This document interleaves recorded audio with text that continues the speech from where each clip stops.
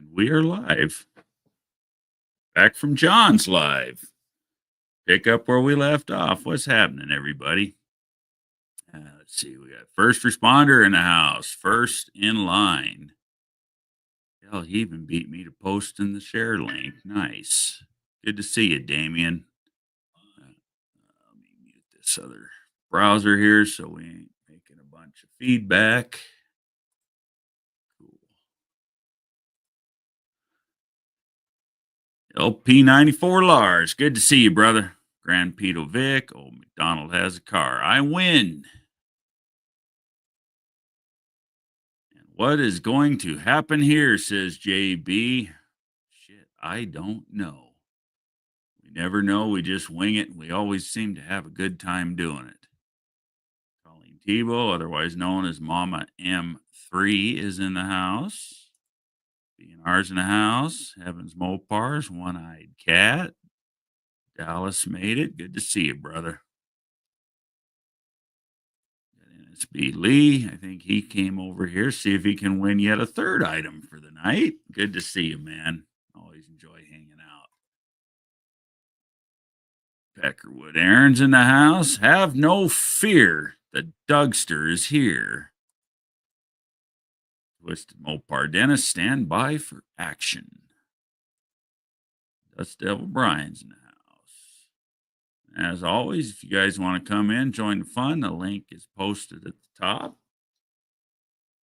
We're just going to sit here and shoot the shit. I know having a lot of stuff going on here around the shop lately. A lot of irons in the fire. 1948 Jeepster got here on Wednesday. That'll be here for a couple of months. We get it up on the rack and looked it over, and it needs a little more than we thought it was gonna. Still not a bad car. But I figured it'd be here for a month or so. It might actually spend a couple months here. I'm gonna pull the engine and trans out of it. It runs and drives great, but it leaks. So we're gonna pull the engine and transmission and reseal everything. Go through the brakes and tidy up a little bit of the electrical. And that car is one hell of a survivor. Keep missing each other, sir, but we will be in contact. I know, man, it sucks. I gotta apologize for that. We will get in contact. JB's been wanting to get with me about getting some merch done, so stay tuned. We will have some JB's Little Shop stuff available. Gunslinger Graphics here pretty quick. Dougster singing about the Jeepster. Girl, I'm just a Jeepster for your love. Of course, you're always welcome to jump in, JB, and tell everybody what you're thinking about, what you want to do for some merch, and make it come to fruition and get some sales for you.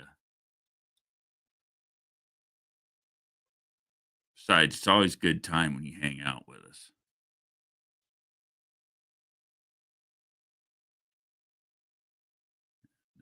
Like we were talking about John's live here in about 20 minutes, we'll do a giveaway. Might commission the Dougster to come up with another trivia question for us.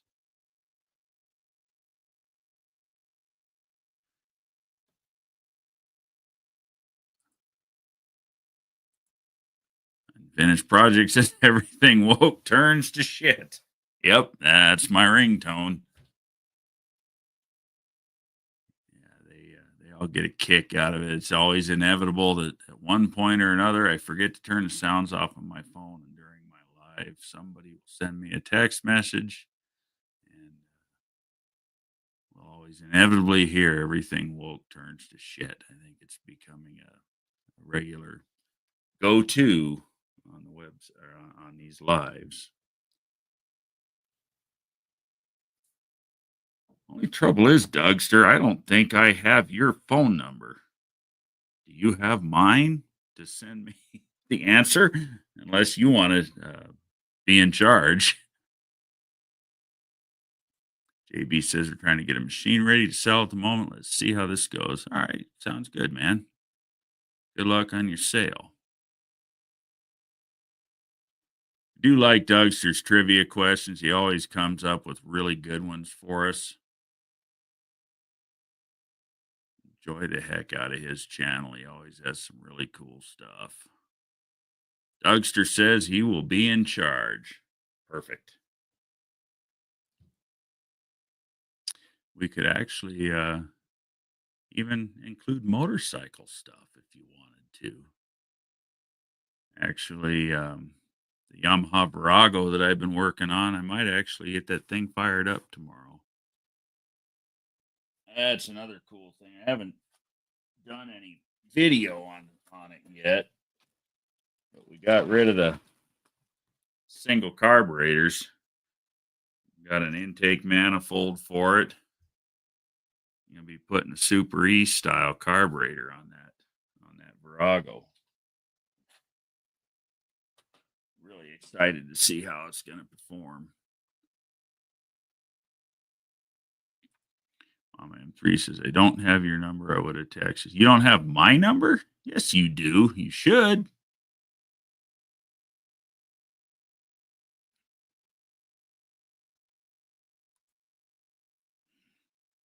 BNR JB has a Mallory 14110 fuel pump for me now, custom built to 110 specs. I saw the video. That was so cool of you to hand that off to him. That's going to be a big deal for his trash truck. That thing is going to run so much better. That's going to solve a lot of his problems.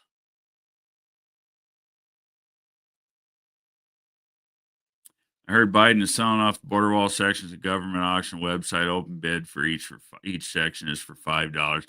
I actually heard that this afternoon. I was at a friend of mine's Christmas party, and some of the guys were talking about that. You know, that just pissed me the hell off. A little bit early to be getting into politics on this channel, but we do know it's not taboo, so I don't mind talking about it. But boy, that sure boiled my blood.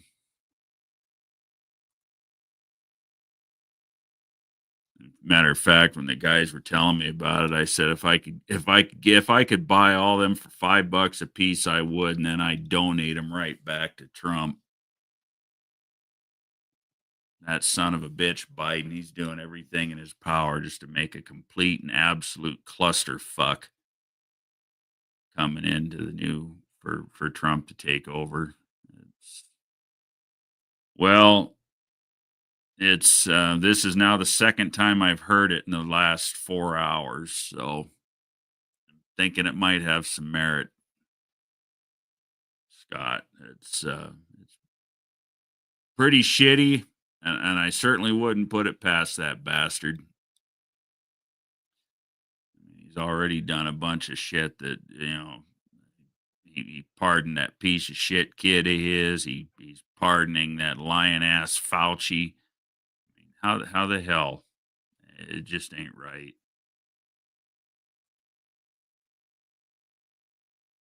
Let's see. Old McDonald has a car. Motorcycles, a subject I know absolutely nothing about. I may as well go woke. That was just an idea because I know Dougster's into motorcycles too.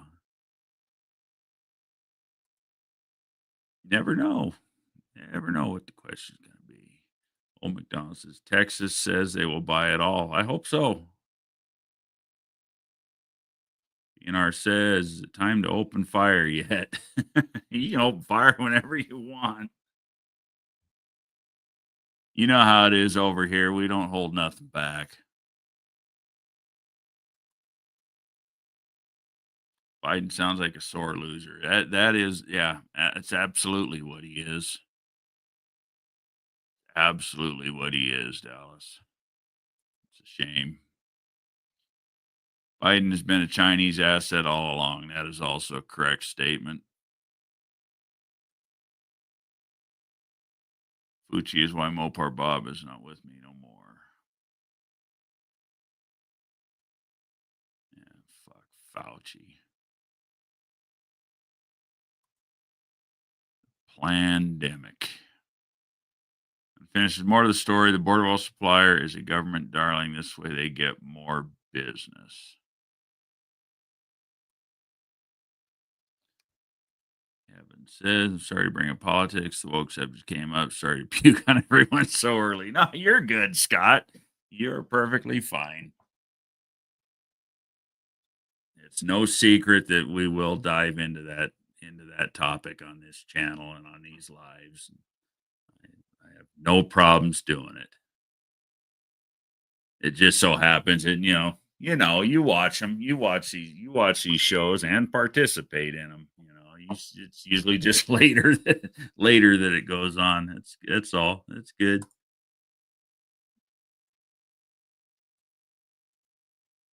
Let's see. Old McDonald's laughing at Scott. Mr. Rodgers says in 2021, 50% of the HR membership died from the VID. Yeah, doesn't surprise me.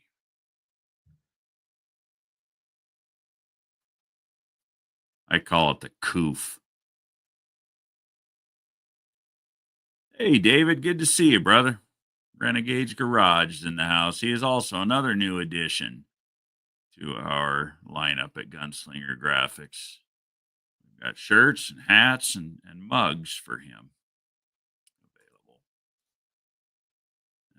Those of you that didn't catch it in John's live, I've gone ahead and purchased the equipment. I will actually be producing mugs and going to start doing koozies as well right here in house in this very room we're sitting in.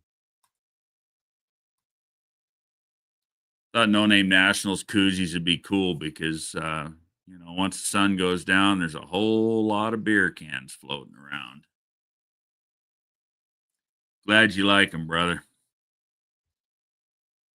Yeah, I thought they turned out really good. I kind of turned my buddy loose on them. I sent him your logo and had him to do those, and he shot back with those wrenches in that background. I said, "That is cool. Let's do it."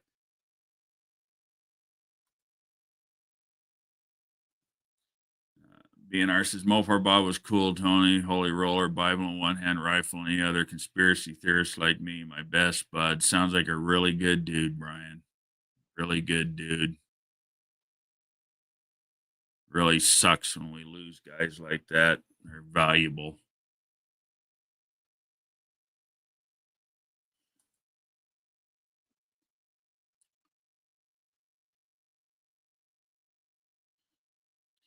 Question: when did President James A. Garfield get inaugurated, assassinated, and when did he die? I need all three dates. Good luck, everyone.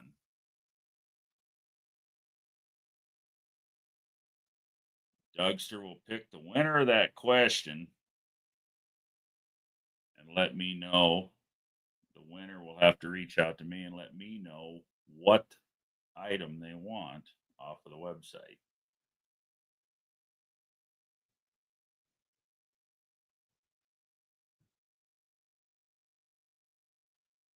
Hey, Mohawk's in the house. Good to see you, brother. One Eyed Cat says, I'm in for the koozies and maybe a mug or two.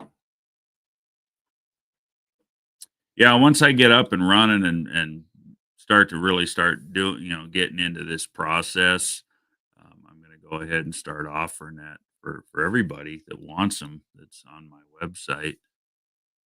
We could even do some one-eyed cat koozies and mugs if you wanted, Don. That would be cool. What kind of beer you drinking? One-eyed cat beer.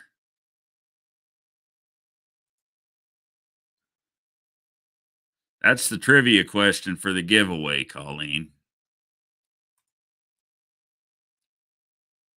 I should probably keep that up there so everybody can study it. Evans Mopar Scott says, I need to find out the CFMs and the Hollies I got with the tunnel ram set up for the 340. If they're 650s, I'll sell them to you. I need some smaller ones. My friend thinks they are 450s. Are they the center squirters, Scott?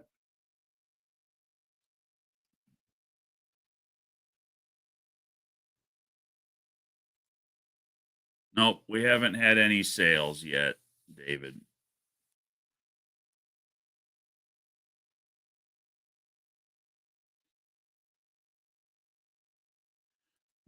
Cat says, "Is it 9:30 already?" It's 9:20. Well, it'd be 9:20 your time. It's 8:20 here.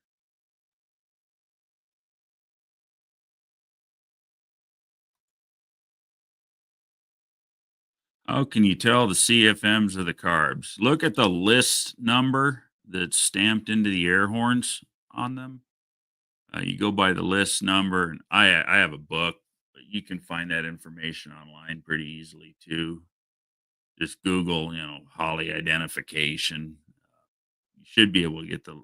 I can't even. I've had that list for so many years. I can't even remember where the hell I got it, but I think you can still get it right off of the Holly website.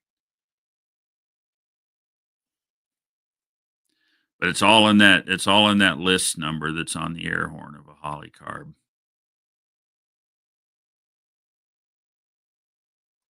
Yep, BNR says the same thing by the carburetor part number. Peckerwood was just looking at one of your shirts, Renegade. Yeah, those are nice shirts, Aaron. And we do ship international. And I actually just got an email here from all my major shippers the other day that after the first of the year, that some of the shipping rates, international rates, are going to go up pretty exponentially. So if you want one, it'd be cheaper to ship it to you if you get it before the end of the year. Friggin' UPS is raising their international rates 25.7%. I thought that was pretty insane.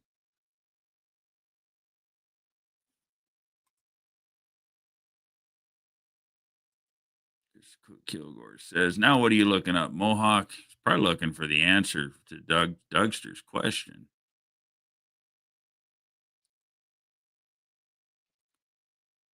Dallas says, "You need a picture of my T-Bird to get Wicked Chicken T-shirt going." Yeah, yeah, good high resolution. If I can talk, good high resolution picture. Yes.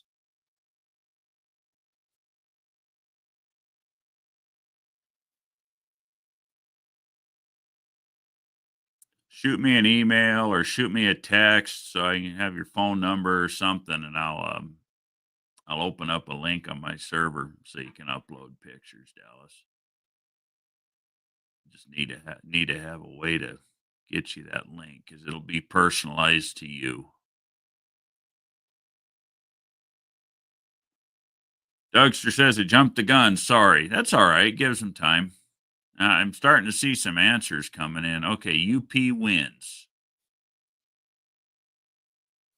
Dougster says UP is the winner. Let me write that down.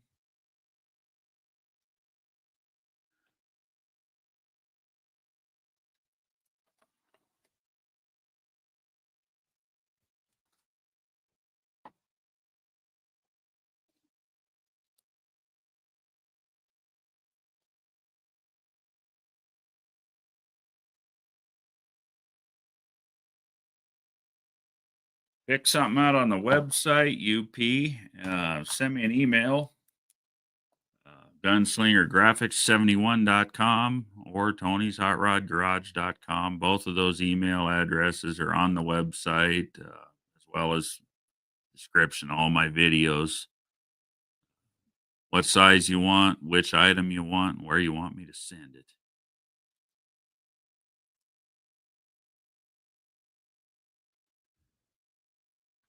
We have a winner. Unfinished project. About time he wins something. He's always first in line. He's always quick on that draw. Dean beat him both times in John's live.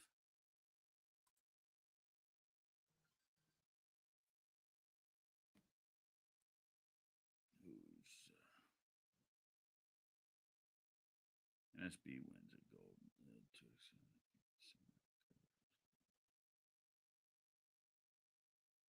Oh, right on, John.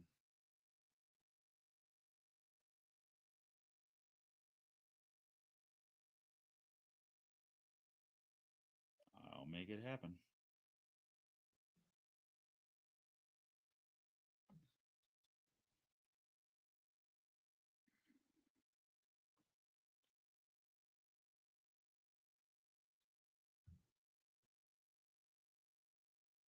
Mr. Roger Dallas says, "Oh, gotcha. Okay, I'll get with you."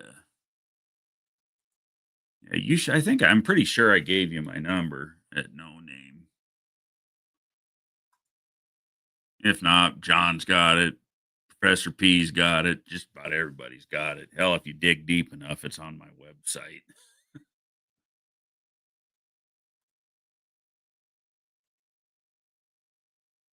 Donald McDonald's is, like I said before, I'm a slow typer. Colleen's out. Everyone have a great weekend. You do the same. Glad you come and hang out with us tonight. UP wants a Transmatic shirt. Good choice. Good choice. I was watching that live when you called and pranked Cope. That shit was hilarious. Doorbell's ringing. What is? Have no fear, the Dougster's here. Oh. What the frig is going on? Oh, we're just having us a good time tonight. Indeed, my friend. Indeed. I have been so fucking busy. It's just not funny, but that's a good you problem. Want to talk about something that wasn't funny?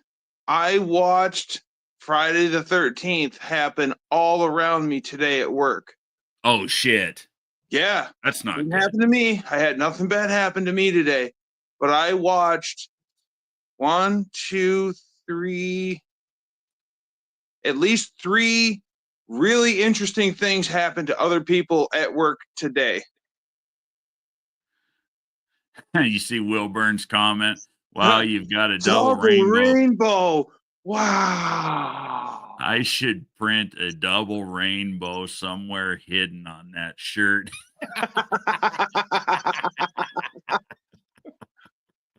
I'll tell you what, old Johnny Cope and his best friend, Chris Schneider, came up to visit me last weekend.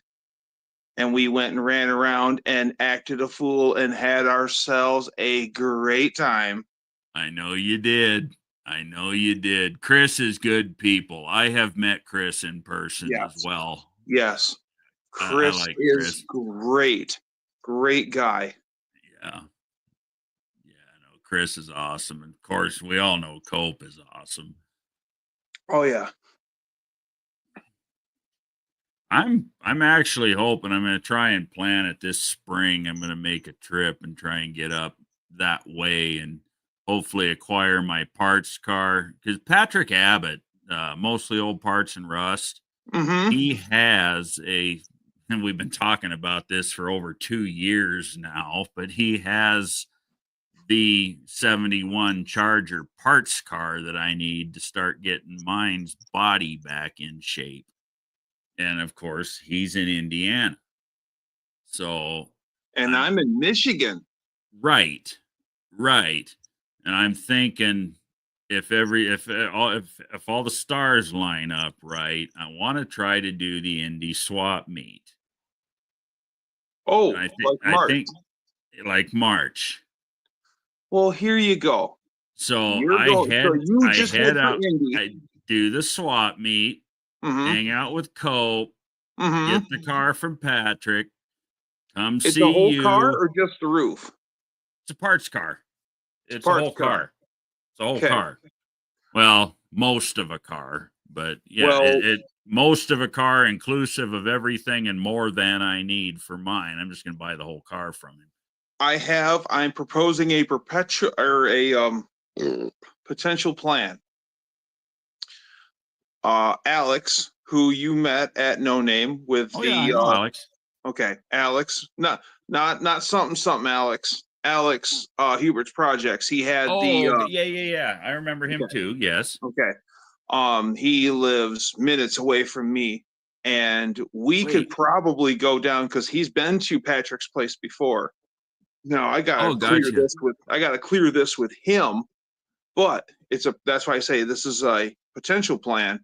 We could go snare that parts car from Patrick and then come and meet you down to either A, Cope's shop or B, Indy. Yeah, maybe. And save you a few hours. Right. And that way we can hang out and act a fool. And how cool would that be? Well, if I'm going to do something like that, I'm not going to put myself on a schedule, if that makes any sense. Yeah, well, yeah. That is one of the vacation. what's that? You're on vacation. Yeah, that is one of the perks of working for myself. And Yeah. I have actually a lot of this for this dump truck work that I do, I've finally hired a guy to help me with it. Wow. So I have a little more freedom to get away once in a while. Wow. Nice. But there's also some pretty big things going to start happening with Tony's Hot Rod Garage as well. Starting with the Jeepster. Yeah, have you ever heard of the song Jeepster by from T-Rex?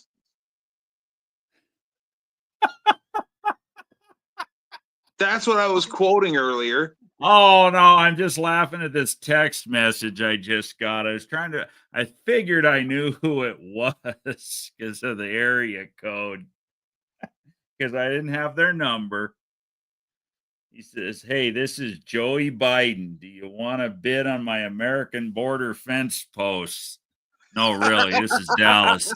Only used for about 8 years. That's a good one, Dallas. Oh, we got the bell ringing again, and I'm getting the finger because I'm like, hey, Brian, how are you, guy? Oh, I heard you was talking about going to Indy. You can't talk about going to Indy without me being in here now. Okay. Right. Okay. This isn't the first time I've mentioned this. I'm thinking real hard and trying to make it work because one, it's really time to start doing something with the Charger. Patrick has that car. I've been dying to get a chance to get up and hang out with Cope. And it's all kind of in the same geographical area, comparatively to me. Cope's going to take you out for Aurelio's Pizza. I guarantee it. Your tongue is going to do motherfucking backflips. I look forward to it. It is good. Renegades is headed to bed. Good night. Take care, everyone. See you, Good night, David. Thanks for hanging out, man. But as far as Indy goes, there's a big group of us that go to Indy every year. That's pretty cool. I assume you're going, Brian. I'm going. Jed's going. William's probably going to ride with me. We always meet Jeff out there, but Jeff and John Wilburn, they're going to be working Cope's booth. I don't know if Cope's going to be there or not. Evan says, Tony, I'll help pay for the shipping after you're done with it. I'll buy what's left. I could use torsion bar, cross brace, for a frame. Yeah, I haven't forgot that you do want some stuff off of that car. And as far as shipping goes, I'm just going to go get it. So, but we'd have to arrange something to get what you want from it to use, Scott. But yeah, no, I have not forgotten that there's you want parts from that car.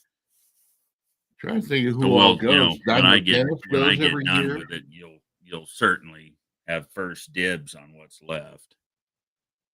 Dennis goes pretty well every year. Patrick, that's where I met Patrick. Patrick Abbott? Yeah. Yeah.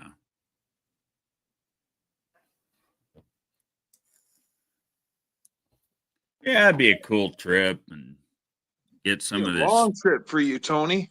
Damn. Ain't gonna be any worse than going to No Name. True. Yeah, you won't have. You have to haul a car back, but you wouldn't have to haul a car there. Yeah. Well, I was talking to Wilburn about it. I think we were on the phone. We were talking about it at one point. He had a really good idea. Just drive pickup back there and rent a one-way U-Haul. And that's a great idea. Yeah, that was Wilburn's idea, and I like it. Rather than dragging a trailer there, I just drive pickup there and do all my hanging out and go get the car from Patrick last. Yeah, it'd probably be a little bit of extra driving, but so what? I don't give a shit. Well, hopefully we can pull this idea off and we can at least save you from going up to Patrick's. and we can just pull off somewhere. Although part of the enjoyment of the trip would be going to Patrick's. This is true. I want to go to Patrick's. You seen all the shit that he has? I know he's got a lot of shit. I've not seen all the shit that he's got, but I know screwed he's got up. a lot of shit. I screwed up one night on one of my lives. I screwed up and I was like, "Hey, everybody, if you got me on Facebook, send me pictures of your stuff, and I'll put it up here live." And oh my God, Patrick just kept sending me pictures. He was sending me pictures after the live was done. And you know, my lives didn't used to be short. Right. No, I kind of miss your lives, man. They might be coming back. I don't know. Well, cool. Yeah. I miss hanging with you guys. With Jed and William and me and Cope were talking about my record length of 7 hours and 16 minutes or some shit like that. But Elaine, his wife, always goes on and looks at the length of my lives, and they talk about that subject came up one day. Me and him was talking. Actually, I think it was in that the live that he did when Jay came down. We were talking about that. Dallas says my junkyard keeps growing. Join the crowd, brother. Join the crowd. Believe me, mine is too. I just got to work on picking this stuff up, going and getting the stuff that I've got. Where'd Dougster go? Oh shit, we lost him. I'm in fear now because he's not here. Yeah, where'd you go, Dougster? He don't like me. He's coming back. He must have hit a wrong button. He just don't like me. He just don't like me. Wrong hole. Sorry, honey. It was an accident. Whoops. Have you ever heard that song? The Wrong Hole song? No. God. I'm not going to put it on here, but look it up. It's not like disgusting foul. It's not, but it is funny. What it is funnier than shit. Is it an innuendo where it's not dirty, but you can take it that way? Kind of. Yeah. He's not saying anything inappropriate, but if your mind's in the right area, you're like, oh, really? He's not saying anything inappropriate, but you know damn well the point that he's trying to make. Absolutely. There's a younger guy at work. If he's looking for an e-body. Jason's Garage is in the house. Good to see you, brother. I like your new logo, by the way. That's cool. There's this younger guy at work that whenever he has something go wrong, he always says like, "Oh, we got a problem. We got this." He comes up to me the other night and he goes, "Hey, we got a screw." I go, "No, we don't." What's this weed stuff, man? We can figure something else out with this. The only thing I will say, Scott, is it's been so many years, literally, since I've been underneath of my Charger. I'm not 100% certain that I don't need those frame rails yet. So as long as I don't need them, you're welcome to them. I'll treat you right. We'll come up with a fair price. Patrick and I haven't even agreed on a price yet. He's never given me a number, but it is what it is. Oh shit, UP Googled it. Proceed with caution. That's hilarious. That shit is funny, though. You know who I think is an absolutely hilarious guy is Rodney Carrington. I can listen to him all the time. And you know what the funniest thing of all is, on top of the fact that he's just fallen down funny, is the fact that that dude really can sing and play the guitar. Yeah. He's really talented. And when he wants to be, he can be a raunchy motherfucker.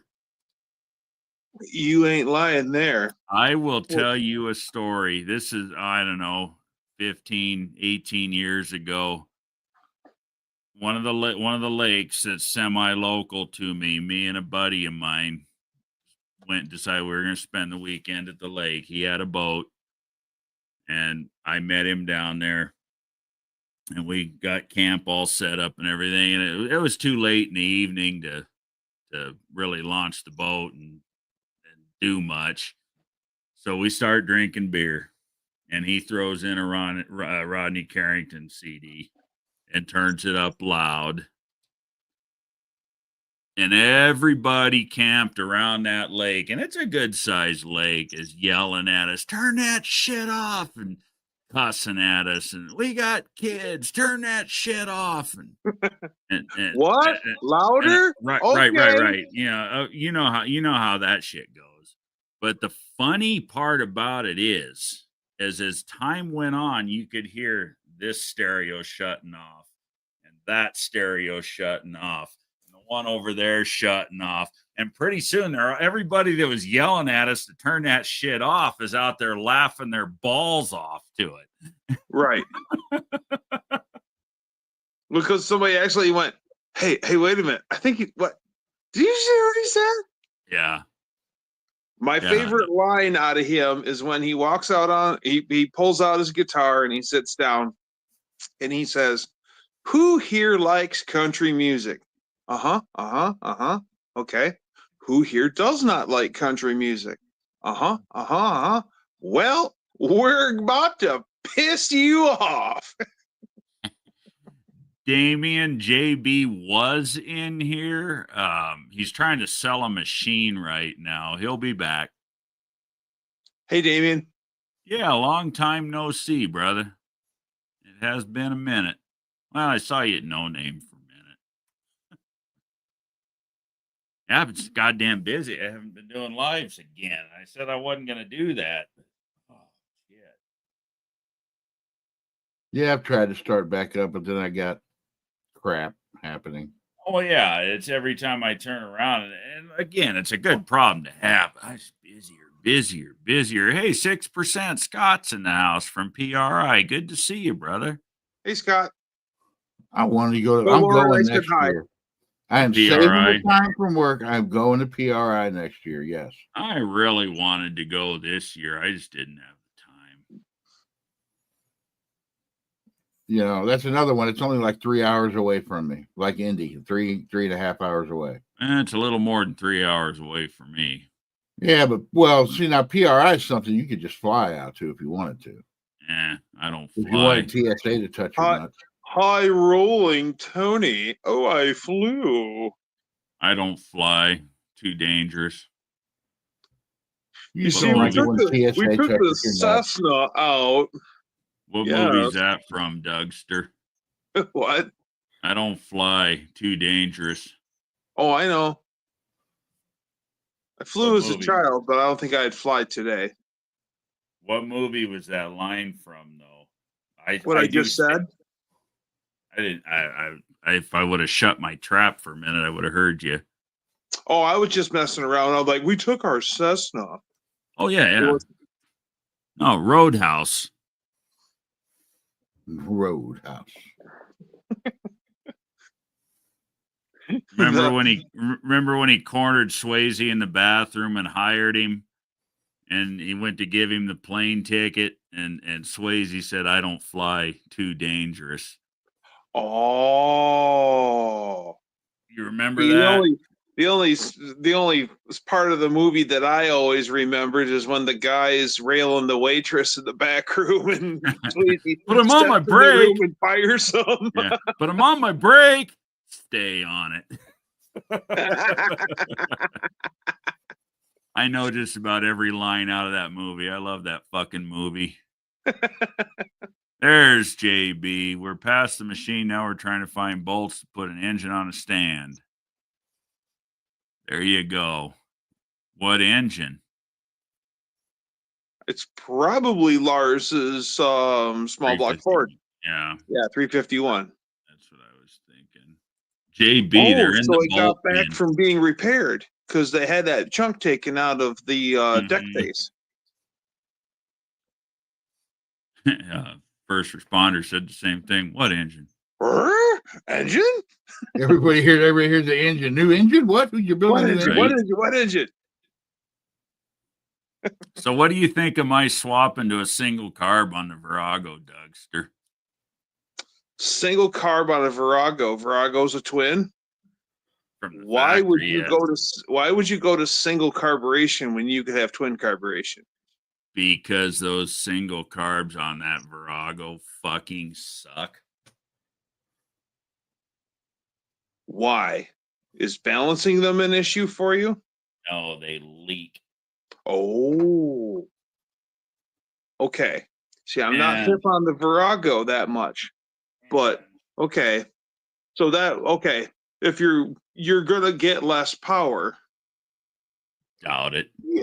Who said that in Wilburn's live when you said something about a tunnel ram on the Honey Badger? And they said, oh, a single carburetor do better. Who was that? It was BNR.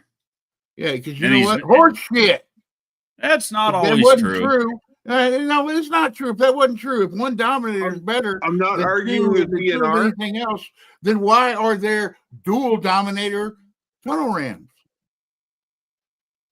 I said if it's one not Dominator is the greatest thing on the planet. True. Why do they have things to put two on? Because two's better, motherfucker. Damien understands. Virago has a weird angle to the carb. Yeah. No, but I got triggered. I get triggered over some shit. I'm going to do a video on it. I'm hoping I'll have time and put that carb on there tomorrow and fire it up. But is that a Mikuni slide carb? The one I was just holding up? Correct.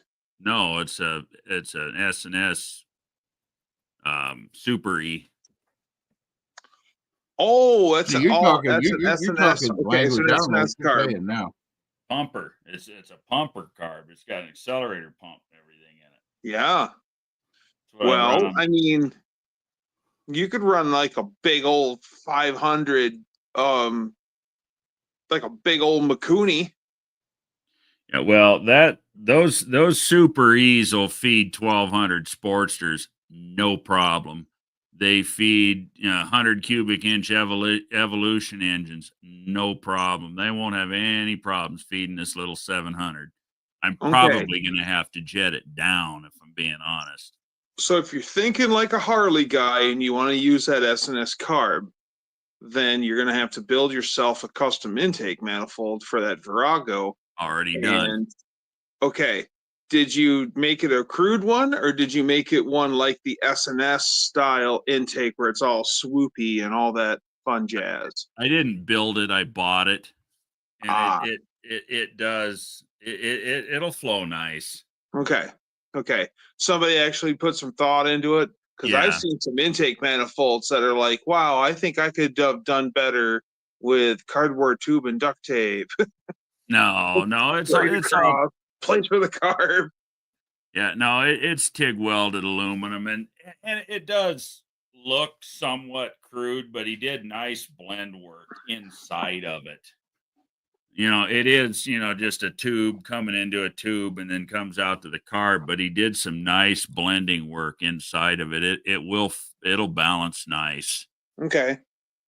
I'll tell you what, I'll tell you how nice it balances. I've had the engine running with no carb with that manifold on it.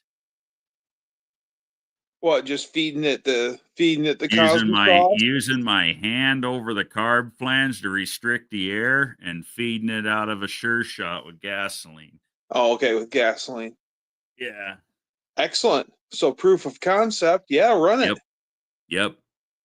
Yeah, tuning it will be you will leave a little power on the table, but not much. I really don't think so. Well, okay. Let's find out. Yeah. No, because you rode it both ways, right? I've not rode it both ways. The bike has never ran since it's been in our possession, and that's part of the reason we're replacing the carburetors. Is this poor motorcycle? My buddy got it for free, but some asshole must have left this thing set outside in the weather for 20 years. Yes. I run across those bikes every day. I had to replace all the switches on the handlebars and everything because it was just all rotten. The carburetors that came off of it took 3 hours to get them off. That's another reason to get away from those. They were growed on. No, not that they were growed on. That the Virago is well known for its lack of room, suckiness to get the carbs off of it. Oh, trust me, I did the carbs on a 76 Honda 550, and yeah, that was a lot of fun, right?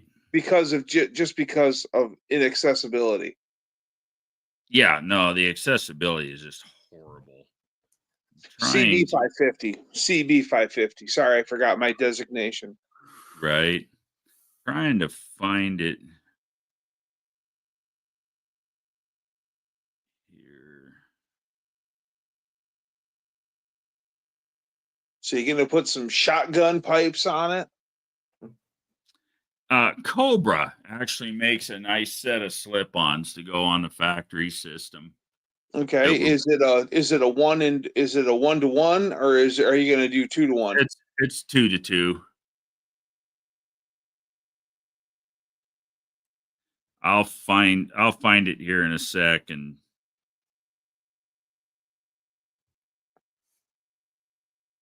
Oh, I missed the giveaway. Who won? UP. Unfinished Project did. Again? Yep. Again with that guy? That dude always wins. But I'll tell you what, the question I had, there was only 2 people who answered, and they had to work for it. So it wasn't easy. Was it, Tony? No, it was not an easy question. That thing ain't got enough wheels on it. We're going to do with the bike. That ain't got enough wheels on it. What's that? It ain't got enough wheels on it. Oh, it's got half the wheels? Yeah, it's only got half the wheels. How the hell do you That's a slick looking little bike, ain't it, Dougster? No, I like flat black though, so. Yeah. The handlebars are too high to my liking. Mine too, but that's what he wanted. You know, like I said, it's not my bike. Okay. I'm building it for a buddy. Gotcha. That's what he wanted. There's actually a lot. There's some fitment issues with those bars, and I'm gonna have to do something with the instrumentation because that Virago's got the dual gauges. It's got the speedo and the tack separate, and those bars, they freaking cover the gauges. So we're gonna go back to some sort of a single gauge setup. And is that going to be a hardtail? No, it's swing arm. Good. That'll ride way better. Yeah. No, it's swing arm. Here, I'll show you see, look again.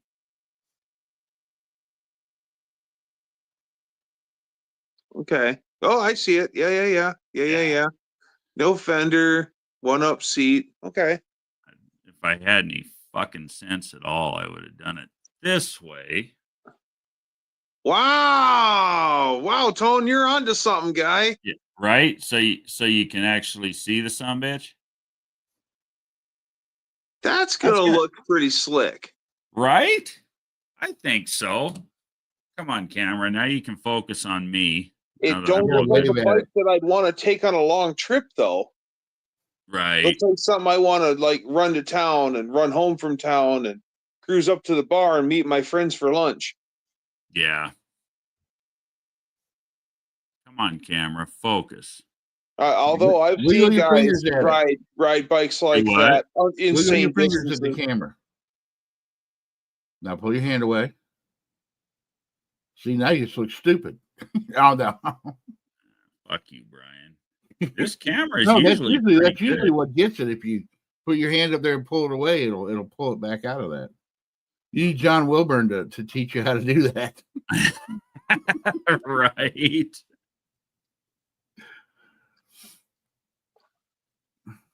Yeah, I got that going on. Got the Jeepster going on. Trying to think of some more cool shit to do to my own stuff. What's going to power the Jeepster? It's original Lightning 6. Yeah. You didn't Flat see the head. short. Yeah, you didn't see the short that I put up last night. Must not have. You must not have, because you got the answer wrong on the question in Wilburn's live. There, the camera finally sorted itself out. Wow. Shorts are weird though. You can be subscribed to the channel. Yeah, I did. Subscribe to the channel, and you don't see people's shorts. That just comes up. Yeah, I did a quick walk around in a short last night of it. That thing just purrs like a kitten too. Oh, man. It's still running? Excellent. Oh yeah. All right. So if that's the Lightning, then what's the difference between a Lightning and a Super Hurricane? The Super Hurricane was the L head. They had the L head had the intake valves overhead. The exhaust valves were still in the block. The I call that the over under engine. Yeah. Willie's called it the L head. Okay. So that's what a Super Hurricane is versus a Lightning. Yeah. I'm sorry. I stand corrected. They called it the F head. The L head is the flat head. Okay. That's why it's confusing. You think the F head would be the flat head, but it's not. The F head is the one that's got a valve cover on it. It's overhead. Yep. It's overhead valve. But the only overhead valves are the intake valves. The exhausts are still in the block, like a flathead would be. Which is weird. It is super weird. Like you're saying, an over-under kind of thing. Over-under. And it's got like the recessed weird closed chamber thing like a oh crap, like a stove bolt 6 has. Yeah. I have missed a shitload of comments here. Damn it. Oh yeah, I've been watching them. But you guys were talking usually don't do that. You were speaking that other language, and I was just watching comments. Oh, the motorcycle. Yeah. Yeah, the second we went half the tires, Brian checked out. Yeah, Dallas turned in for the night. He's got to work on an Impala for body work in the morning. Good night, Dean Dallas. Came in. You guys didn't say hi to Dean. Dino. DNR's checking out. He's heading to PRI in Indiana in the morning. Nice. Bye, Brian. Well, that was 15 minutes ago, so he's long gone. See, we've been sitting here talking about the fucking motorcycle. I missed all the comments. Well, guys. First responder knows the Viragos. He's talking about the weird angle of the carb and the fucking linkage sucks. They're temperamental. The Virago also has a split linkage. They're very temperamental when sinking. Just slight tension change in cars can throw it way off. He is right. UP's got to run. Thank you, Tony. I'll be in touch. Awesome. Suzuki Intruder, same way, very temperamental. Yeah, I've fucked with those too. Motorcycles will do that, he says, right? But yeah, back to the Jeepster. What the hell was that? Oh, that's you, Brian. That's Discord making noise. Yeah. That's my Discord. I don't know what those idiots are talking about in Discord. You should have put a link up to this in Discord. They'd be over here. That was my phone. That was Messenger. I got noises coming from everywhere over here. You do. Totally not prepared for live. Who's sending me stuff? Oh, well. Neither was I, because me and Wilburn did that live together, and I bounced right in. Plus, I was at a Christmas party getting drunk before. And Wilburn texted me the link at, 4 o'clock or 4:15 or something like that. And I'm like, shit, guys, I got to sober up and bounce.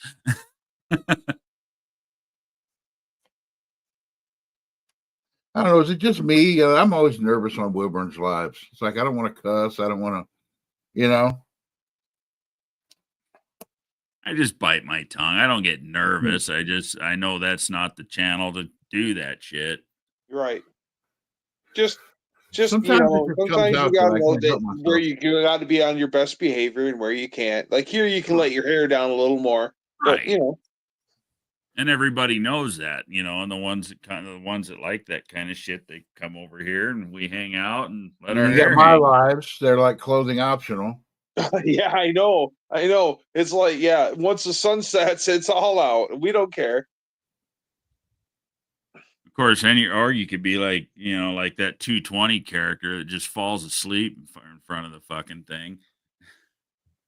Really? Wow. You never saw that one?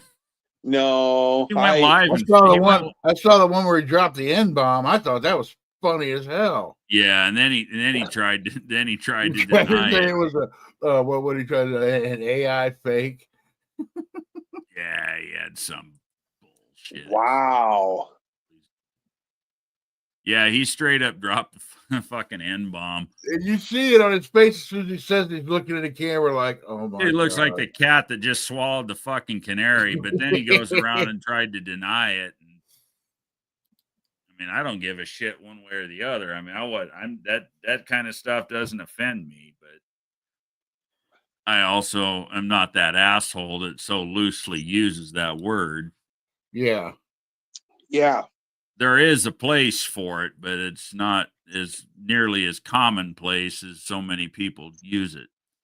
Last summer at my job, we had a guy that just used it. It was a verb in his language. Yeah, see, now that's just and he would just I think he'd said it so much and it was so ingrained in his speech that he didn't even realize he was doing it, because finally they fell on him like a building and they had to have a meeting with the head of HR, which isn't even in our facility. Well, somebody should have checked it. Yeah, it sounded like he needed to be checked. Oh, yeah. They fell on him like a building. And Good. this highly intelligent guy slipped up and started saying it in his meeting with the head of HR lady. Jeez. Yes. All Hawks somehow he off. miraculously kept his job. But you too, Todd. Have a great weekend. Bye, Stormtrooper. But yeah, people like that just suck, Yeah. Yeah, he was something else. Hey guys, if you want to get a video that gets a lot of views, review a heater. Okay. Did that video do real good for you, Brian? Like for me, okay, I'm still under 1,000 subs. I'm like 14 under 1,000 subs. 1,400 views so far. Wow. In a week. Well, it's like that stupid. It's like that. It's like that stupid unedited fucking. Oh, and it was that thing was totally unedited. I'm like, I've been one of these. I'm talking about that one that little video that I took of Jed knocking the fucking baffles out of the rat at No Name. Oh yeah, that son of a, and that wasn't even a short. That was a long. I mean, it was short. It was only a minute and a half long or something, but it was long form, but unedited, no description. I just named it. We don't need no stinking baffles. That son of a bitch got 10,000 views in like the first 3 hours. It was freaking insane. Okay, it's so it's hitting lightning is what it is. I mean, did you want to talk about hitting lightning? Have you guys seen Williams' latest videos?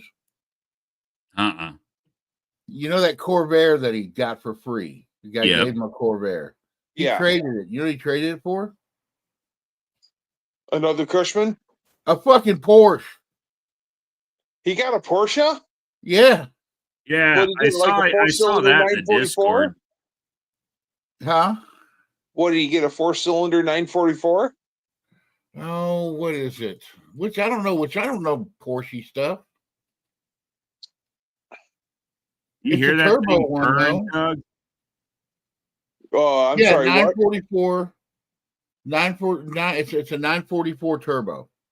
944 turbo, 4-cylinder turbo. That's quite the machine. Oh, I see the Jeepster. Is that it, Tone? That's it. That thing is pretty. That thing looks great. What do you got to do to it? It looks done. You had you con somebody into buying you a lift to work on a car that's already done. What the hell? Man, that thing's a peach. Those are the things I need to work on, the shit that's already done. It is not nearly as pretty underneath as it is up top. Oh, it's nice from far, but far from nice. Can you hear the audio? Can you hear it? No. I can hear a thing. Just use Mugs yapping. It pisses me off. StreamYard is supposed to share the audio. Well, StreamYard should. No, sorry, won't do it. What is the name of the one that I found, though? You need to check this one out. I haven't got to talk to you, Tony. That's pretty. I mean, from what I'm seeing, it's in pretty good shape. Seeming that it's a 75-year-old automobile. Right. Yeah, that thing is awesome. And it's nice from far. And I wouldn't say it's not. I wouldn't go as far as to say it's far from nice, but it's got a lot of leaks. So I'm going to pull the engine and trans out of it and completely reseal everything. Go through the brakes. It belongs to a 72-year-old lady that's going to be driving it. Her brother gave it to her for her birthday. She wears I big need hats, to have a brother like that. I bet she wears a big hat when she's driving it, doesn't she? Super, super cool people they are. Obviously. But what her husband wants, what he wants is for that car to be 100% safe and reliable for her to enjoy. I couldn't agree more. And that's my task.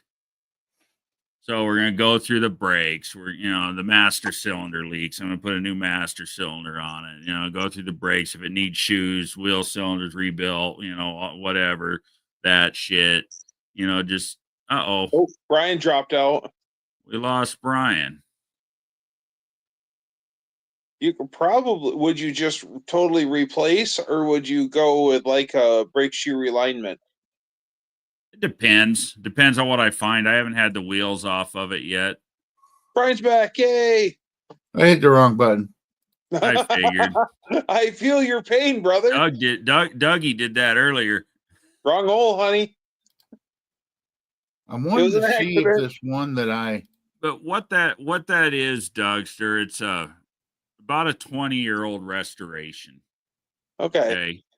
And it's done a lot more sitting than it's done driving.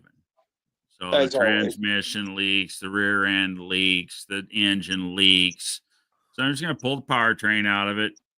I hate to even open that engine. I wish you could hear it. I don't know why StreamYard ain't sharing the audio like it's supposed to. That thing purrs like a fucking 1950s Singer sewing machine. It's just a happy little fucking engine. If you run it long enough and she's well past that seal should have pumped up by now stage. Yeah. I figured. Well, the oil pan gasket's leaking, the rear main seal's leaking, and we all know those are rope seals, the old school rope seals in those. And there's an old cool tool that you could find back in the day for changing rope seals. And it looked like a corkscrew, and it was really long, and it was on a piece of wire and had a wood T-handle on it. Yep. That thing was... I have one, and I haven't used it in 2 fucking decades, and it's fixing to get used. The Jeep is saying, come to daddy. Yeah. But yeah, the oil pan gasket, valve cover, your side cover gaskets on it. Oil pan gasket, rear main seal. Gotta be cork. Yeah, gotta be cork. Gotta be cork. Yep. Period. Correct. The transmission leaks where the overdrive unit attaches to the back of it, so I gotta split the case. Oh, it's got an OD on it. They all did. Borg Warner unit. Yeah, nice. That's what they had. That's what they had back then. It's kind of it automatically works. Really? It's the original 3 on the tree, and the 3 on the tree linkage is in beautiful shape. I drove the car. Matter of fact, we trailered it over here, but when we went and got it, she's never even driven in it. She doesn't even drive know how a tree to on a drive. tree. I mean, I'm guessing she can. No, I As have to John teach her. Wilburn calls it, the bolt action. Oh, you She got does- a teacher? I got to teach her how to drive it. You can And take the lift away if you can't. Put a fresh clutch in it, Tony. well, she knows No how to offense. drive a manual transmission. She just doesn't Okay, do good.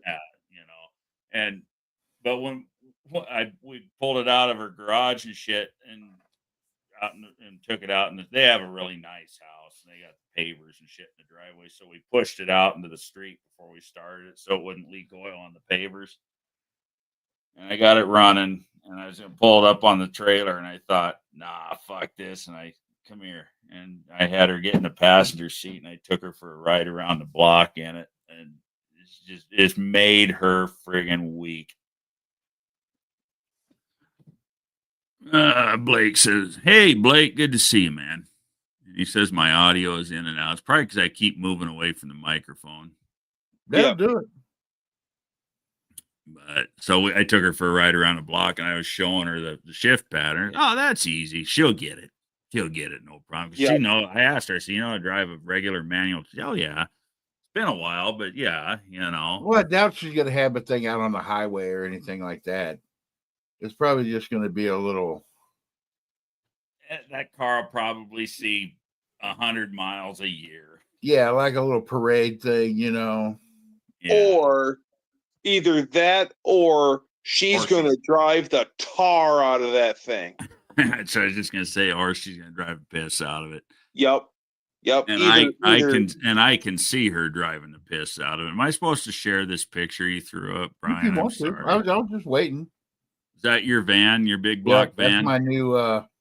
That's my new tow rig. Is it a 440 or a 400? 400. Nice.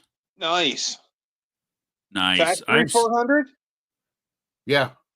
Nice. Factory 400. What year is it? 77. The year that they changed the year before they changed the master cylinder. My birth year. Mine too. You guys are old. So it's a J code 400 factory. Yeah. Like that short bed truck I had. Yeah. 5th digit J. Yeah. Big block van. Sweet, dude. Well, that's the Jed, the guy who Jed got it off of. Yeah, it should be B something. I had a J7. But the guy that Jed bought it off of, he called Jed. They were getting ready to scrap it. Oh, that's a guy. I see Michael wearing the Barely Cuda shirt there. Nice. Oh, that's when they went and picked it up. It's out at Jed's now. Yeah, but they went to they were going to scrap it, and Jed was like, I ain't really got no use for it. So he hung up the phone, and the guy called him back like a minute later, said it's a big block, and Jed's like, all right, I'll buy it. Shit. And then I've been talking about wanting a van. Buy that fucking van. I wonder how hard those windows would be to get rid of. Just cut the sides out of another van and graft them in. You talking about the side windows? You want to make a Chomo van out of it? Well, either that or no, it's not going to be a Chomo van. Either that or I'm just going to cover them up. Notice he squashed that in short order. I'm not saying you're a Chomo or nothing. Just saying. No, it's going to be a boogie van. It's not long enough to be a Mormon assault vehicle. No. It's not church bus size, but it's not shorty van. It's the middle one. Okay. So take the big bay windows out of it, and it's going to be full on boogie van. No, it's going to be a boogie van. Yeah. Oh, it's going to have the bed over the back tires. I'm building the bed back there. How's your body working skills, Brian? Well, we're going to find out because we're going to find out. I was just going to say, I mean, I couldn't fucking do it. I have friends that could. I suck at fucking body work, but for the rust, I think I'm going to, because I could buy all the patch panels for the rust. Yeah. I'm going to panel bond them in the patch panels instead of welding. I'm going to panel bond them. Why? Because nobody's done very many videos on panel bond. And to be honest, Dennis, Twisted Mopar, Dennis, he was arguing with somebody about panel bond, and he showed he put two pieces of metal together with panel bond, and the metal actually ripped before the panel bond came off. Oh shit! The comments are flowing. Jason, free candy. No, you guys don't even know what the name of this van is going to be. No, it's free candy, puppies, and Wi-Fi. Right. You guys aren't even scratching the surface. This van is going to be called the Weird Wagon. Nice. I'm going to set it up to where I can do. I'm going to do it live at No Name from inside of this van. So I'm envisioning metallic purple paint. I'm envisioning but a lot of purple on the inside. 8s and 10s. A lot of purple crushed velvet on the inside. Oh yeah. Oh yes. The outside, I'm gonna do flat black. Okay.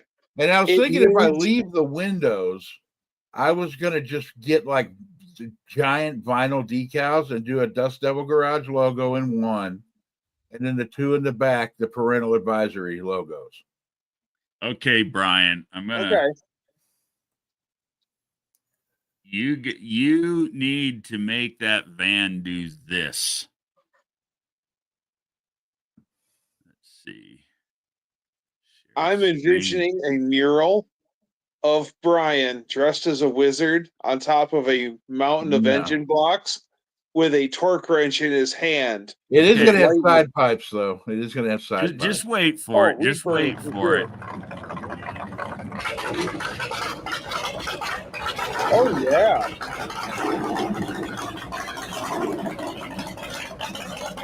I couldn't haul my race car with that, though. Fire.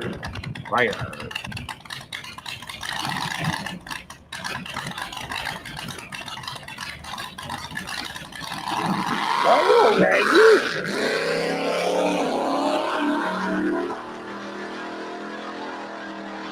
I want that fucking van. Well, hold on. I got to share something else. You don't know how badly I want that fucking van right there. How they do that is they mid-engine it and then they run a V-drive. I have never seen the inside of it. I've only seen these videos are all over YouTube.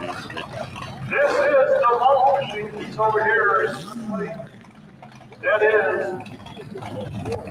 Is that Ron Ward? Sure sounds it. It sounded like Ron Ward. You can hear the audio on this. All right. This is the Mystic Machine, not the malt machine. That is Ron Ward.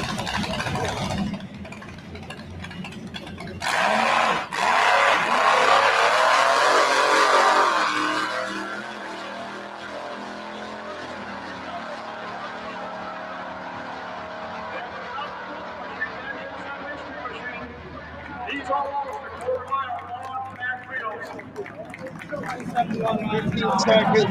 15 seconds on the wheelie bar. Right. You know he had to slow it down to keep it straight. It's not her black. It's fucking badass. I don't care who you are. No burn down needed. Because he breaks his own. Don't share that yet, Tony. Little cat off there, his lane stands in front. Now finding his way to the That's starting a- line right now. Twin brake on the Mullet machine.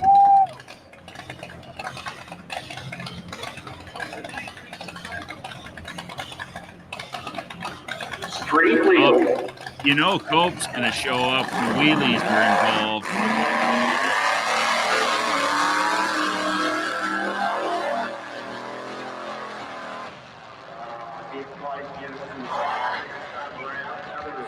Beautiful run there for the Mullet machine, though.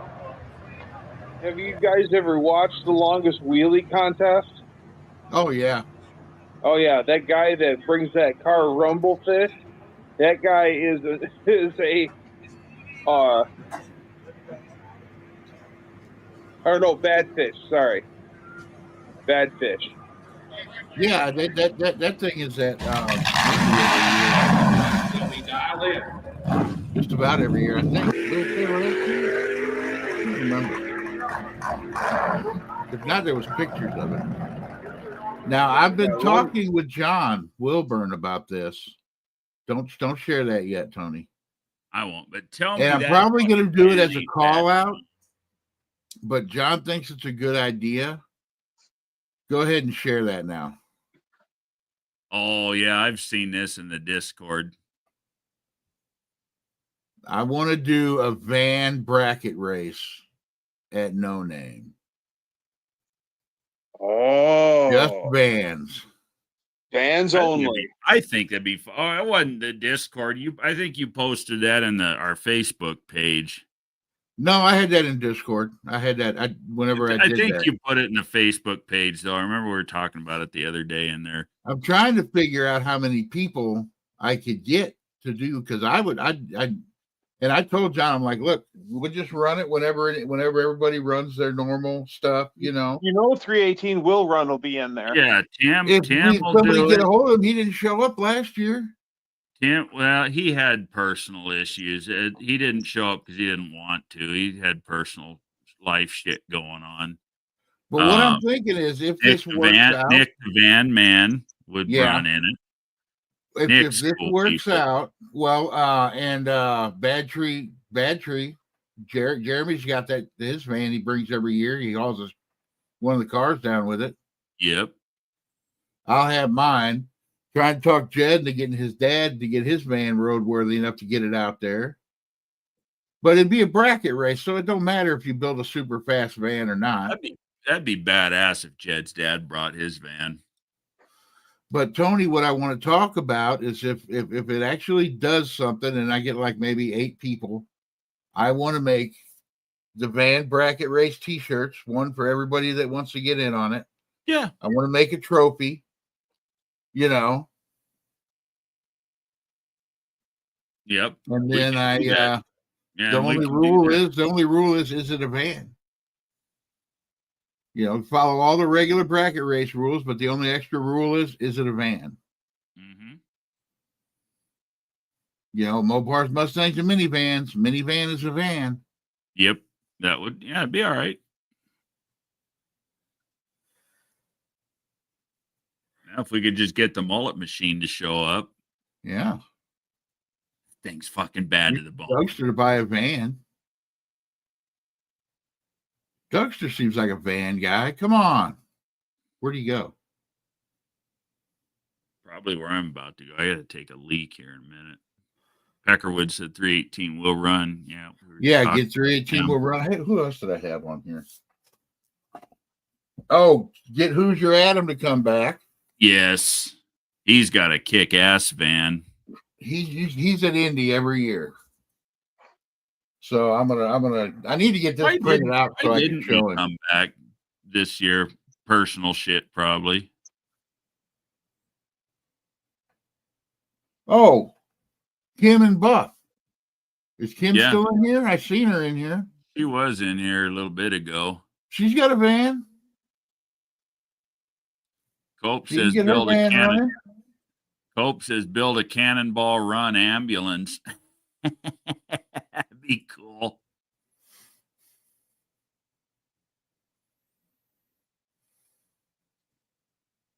Yeah, no, I saw that the other day.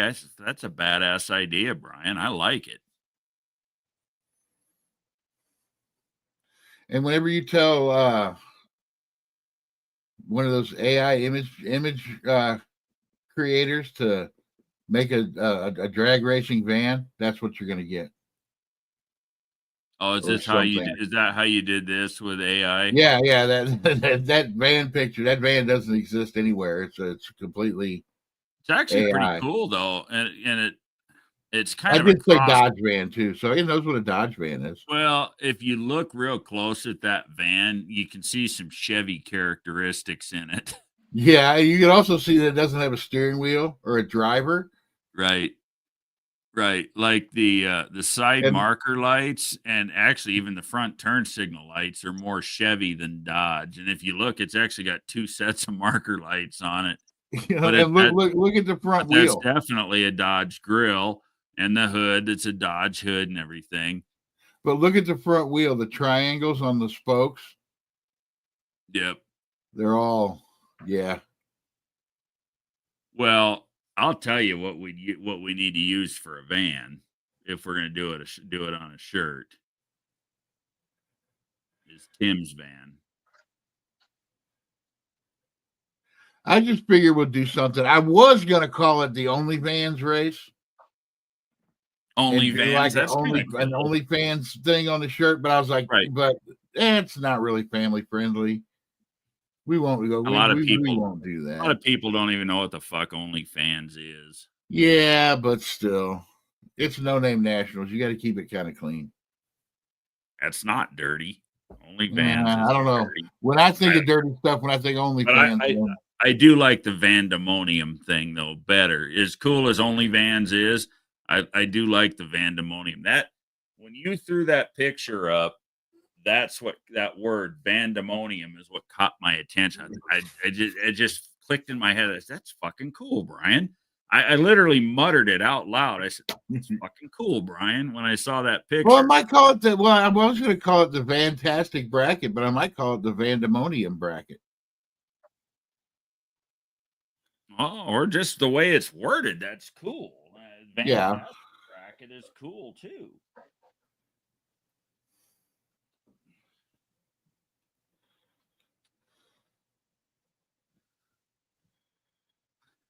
Dean, we see Brian Cabral on it all the time. OnlyFans. Oh, I could just see that fucking retarded idiot Brian Cabral going on and on about it. Fuck him. But yeah, I was like, anything that can trace its lineage to a van or something like station wagons are more cars. But I was even thinking, because like if somebody had an old panel truck, that's a van, because people even call those panel vans.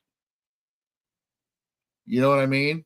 Yep. You know, old panel truck, but now if you're going to go to panel truck, you can also throw a PT Cruiser and HHR in there because they're based off of panel trucks. You know what else would be cool is an old A van.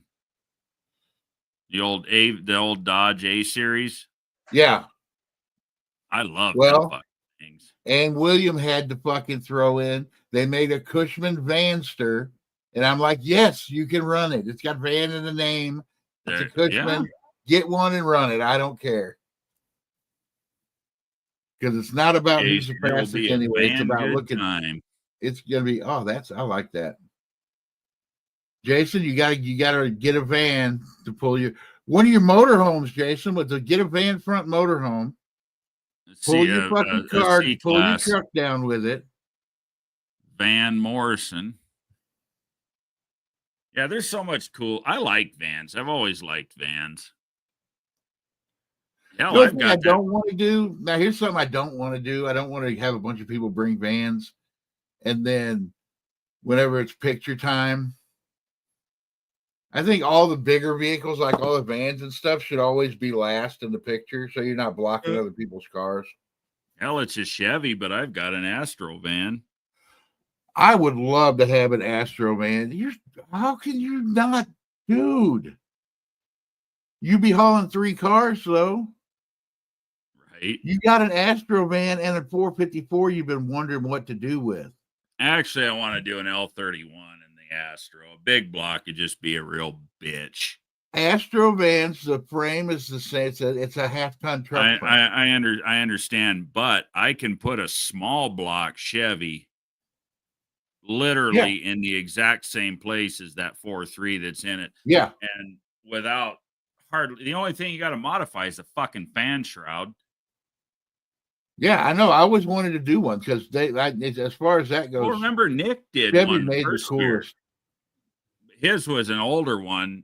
Nick's was. Remember Nick did that small block swap.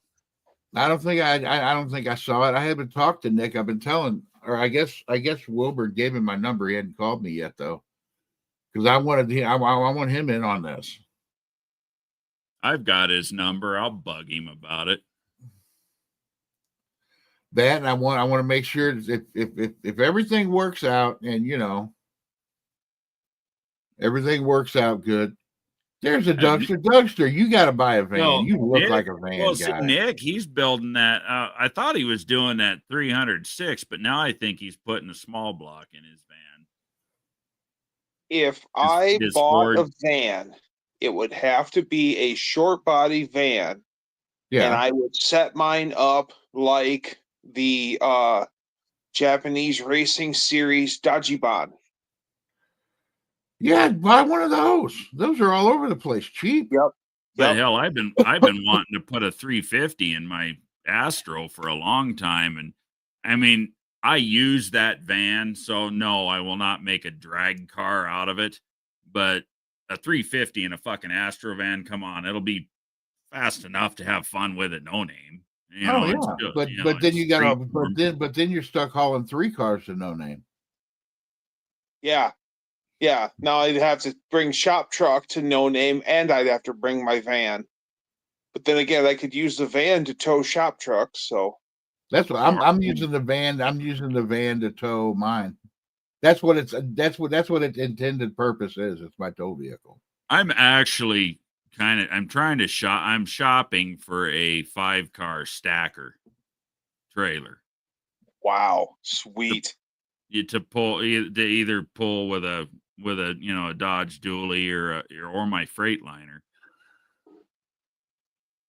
For several reasons. One, it'd be more user friendly for my shit, but some of these other guys that have a hard time getting to No Name, right, that are out this way, I could help them Why? out. Exactly. Either out that way or on the way. And pick up your bro. Hey, throw me some fuel. So throw me some charge for fuel. Cut my fucking fuel bill in half, and cut his bill in half. Yeah. Win, win, win. Yeah. I've seen them around for between 12 and 16 grand, which ain't terrible for a trailer like that. But I'm just looking for a 16-foot car trailer that I can. Yeah, but it is a business, so I have to justify buying the fucking thing. Well, you can become one of those car transporter guys. I want to build hot rods. I don't want to be on the road. I quit. Well, you're gonna have to. Well, you know what? To build hot rods, you have to buy hot rods. In order to buy hot rods, you got to get a fucking trailer. So Tony, exactly. Take that trailer. All right. Now, periodically, you got to come see me because you need me just like I need you. I need you for rust-free sheet metal. You need me for drive lines and interior parts. Yep. And wiring. And glass and wiring. Yep. No, because I mean, if you're in the now, and this isn't even trying to bullshit though, Tony. If you're in the business of building hot rods, and what are you gonna do if you got something that's a couple 100 miles away and it's a hoarder, and you can pick up 5 cars for like $5 grand? Well, or not just that. I build set. I start building hot rods to order. And, some guy on the East Coast fucking buys one. Well, I got to get it to him somehow. Yeah. Right. And who better to make sure that it gets delivered to him? Than the guy that built the motherfucker. Yeah. Well, and I mean, and not only that, when you build a stories that we all could tell. when you build a custom car for somebody, you know, what's a better experience than the guy that built it for you, delivering it to you and showing you how to use it. Yeah. And all Yeah. the, you know, Yeah. you know, Yeah, that's way better than, you know, I've getting my vehicle in and hinting you call me on the phone. I've been hinting around a little bit that there's some big changes coming to Tony's Hot Rod Garage, and there really is some big changes going to start happening. This Very is going to cool. become a full-fledged fucking business, and I'm going to get away from the shit that I hate doing and get into actually making money doing what Well, I there we go. want. See, now I can have the transporter right after No Name pick my car up, deliver it out to your place. I could fly out for duct tape the next week. We could load it up on your big ass 5-car, load yours and mine, and everybody's up on the big ass 5-car trailer. Take it to duct tape and have a transporter bring it back. Go to duct tape, kick everybody's ass, and then come back. Yeah. That'd be all right. Because you're what? What are you, like an hour away from duct tape or something? About 4. Oh, okay. That'd still be a good drive. But duct tape's in Tucson. It's way down south. I'm in northern Arizona. It's about 3.5, 4 hours to duct tape to Tucson from here. My wife is actually in Tucson this weekend. My daughter lives down there. But that'd have to be whenever I get another week's vacation. Because that's well, if I was going to drive out there, you know, that's a week.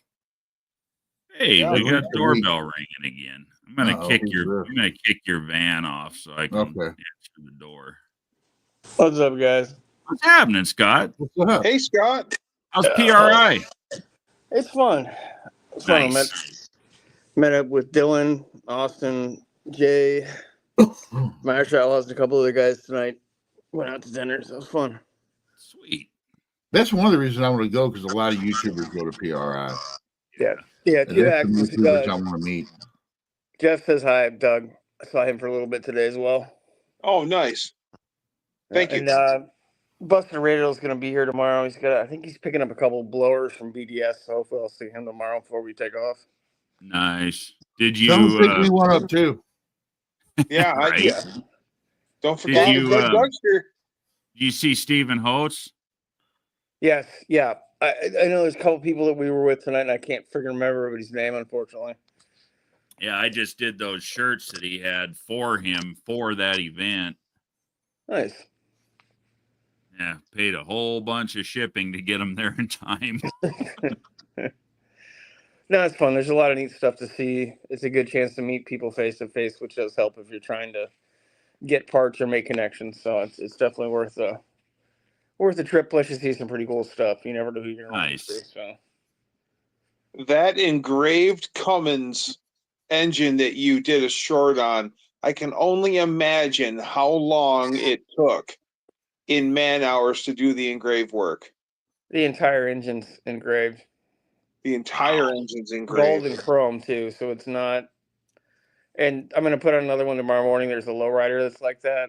The same thing, but there's more stuff that's engraved in the car. So you know, you're getting a lot of good footage out there.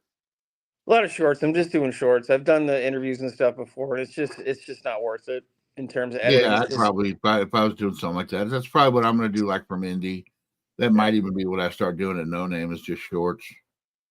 And I was gonna do a live stream, but I'm just not gonna do it. I did one on the way there. I'll probably do one on the way home. So, or a live stream. Sorry.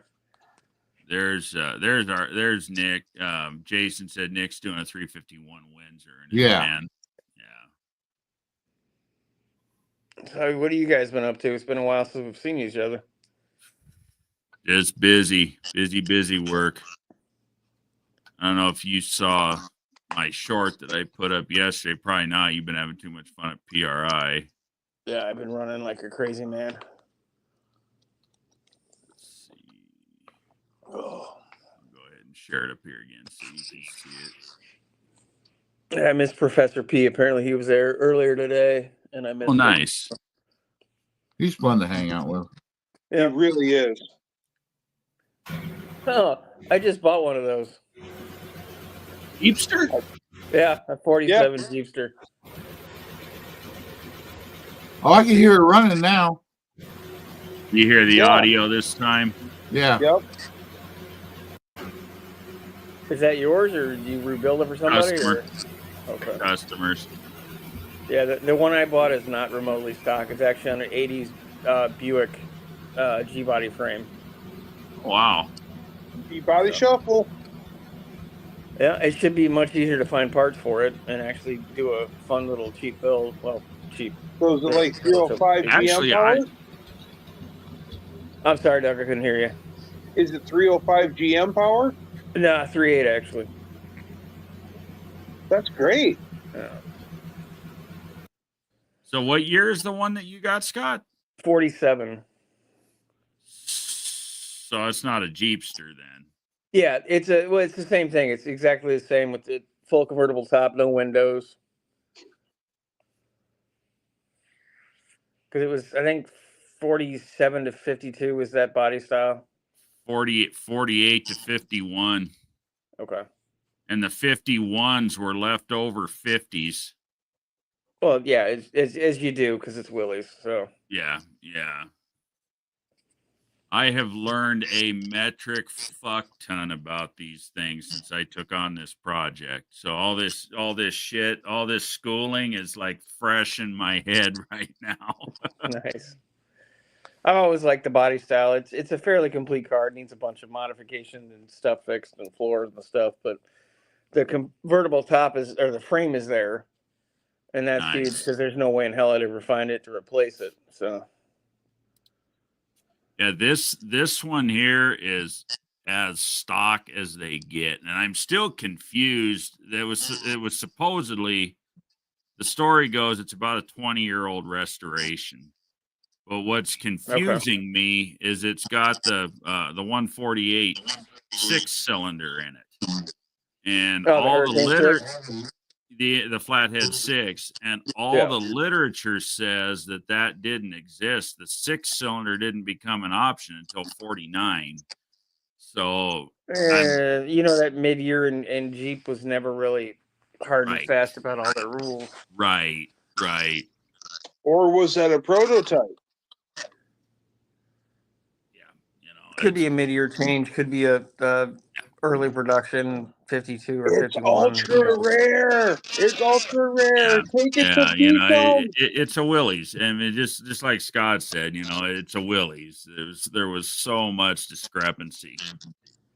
Yeah, and Ford ignition, Chevy this, GM that, Chrysler transmissions, blah blah blah blah blah. That's way cool that you got one. Yeah, cheap price. The guy's pretty cool. Got a bunch of other neat old cars. He's 81, so he's starting to sell off his collection. He's got an RV that I've never seen before, Tony. Who does? Yeah. The guy I bought the Jeepster from. Nice. Yep. Nice. Hey guys, I'm gonna jump off here. I'll talk to you guys later. Take care, Brian. All right. Here, bud. It's an 85 truck, like D350, dually, like 18-foot long camper on a truck chassis. So it's not a van. Instead of a van nose, it's a truck nose. Never seen one like it. And it's clean. Clean. Yeah, if I had the money, I would definitely want to buy it. So Yes. That is too cool. He's got a lot of neat stuff, so it'll be interesting to see what he comes up with, what he decides to sell, and hopefully I can help him find some people to buy some stuff. So why is it cool? Because old guys rule. True. No, I helped him. His daily driver truck broke a leaf spring, his little Dakota, so we helped him fix that. And just a cool guy to meet. Lots of stories. He's got a ton of neat stuff, and build a couple different buildings. The Jeepster's in a building in Detroit. Hopefully Alex is going to be able to help me pick it up, but it all depends on weather. So, right. How's the Chambler doing? It's good. It's sitting at home. It's been technically it's my most reliable car at this point. Nice. Well, my daily driver Cherokee has death wobble. Oh shit! What's it need? A track bar? Yeah, I gotta just find the time to do it. It's only needed it for about 8 months, so. Oh, Well, yeah. the problem is with letting that death wobble go is it starts to waller out all the holes, and then you're starting to chase your Yeah, dick. it starts tearing up the damn control arms. It's $1,000 Jeep, so it'll get repaired hopefully before Christmas, and Yeah. it's not clean enough for me to do anything with other than just do the basic maintenance I have to do to keep it running. Because when it's done, it's done. If I have to fix anything else, anything major, it's too much rust. So Worth it. Yeah. no. Them iron moths in Michigan are hungry buggers, eh? Yeah, well, you know that, Doug. All too well. Now, are you guys getting a lot of snow on your side? Because that's going to matter if Alex can help me Sunday or not. We got a pretty good amount of snow day before last, and it's better now. And I don't know what I think it's supposed to be warm this weekend. Maybe Alex will be able to do it. But yeah, I understand if he doesn't want to be out in the slop. I mean, yeah, no, and it's a matter of convenience because I'm technically trading him a car for help with picking up a car too. So sweet, one hand washes the other. pretty much, It's like it's almost like Alex is like the like. It's like he's the pound for cars. It's like where derelict cars go to be rehomed or eliminated, depending on how it goes. Evans Mopar Scott says, Scott, there's one of those truck face motorhomes in one of the Facebook groups, Ratty Mopar group, I think. Guy said it was one of 3 ? I don't know for sure. I mean, the thing's freaking clean. He showed me the inside, and it's been sitting, but it's not that.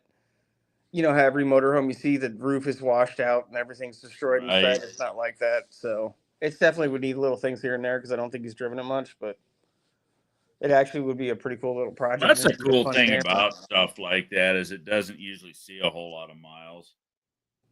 Well, I know up in Lewiston, Michigan, which is way up in the finger area, like here in the mitten. In Lewiston, there is a GMC truck camper, but it doesn't have a cab. It's basically just like a 65 or a 66 GMC front clip, the hood, the fenders, and the grill. And then the windshield and the cab and everything is part of the RV. And it is just so weird.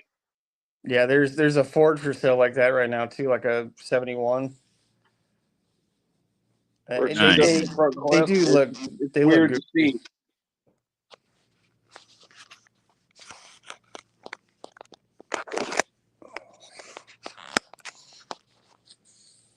No, Alex has a lot of random, but he's got some pretty neat random. So hey, the fiberglass car is pretty cool. yeah, didn't he get that back to the original owner? Yes, and that was. I think that's my favorite part.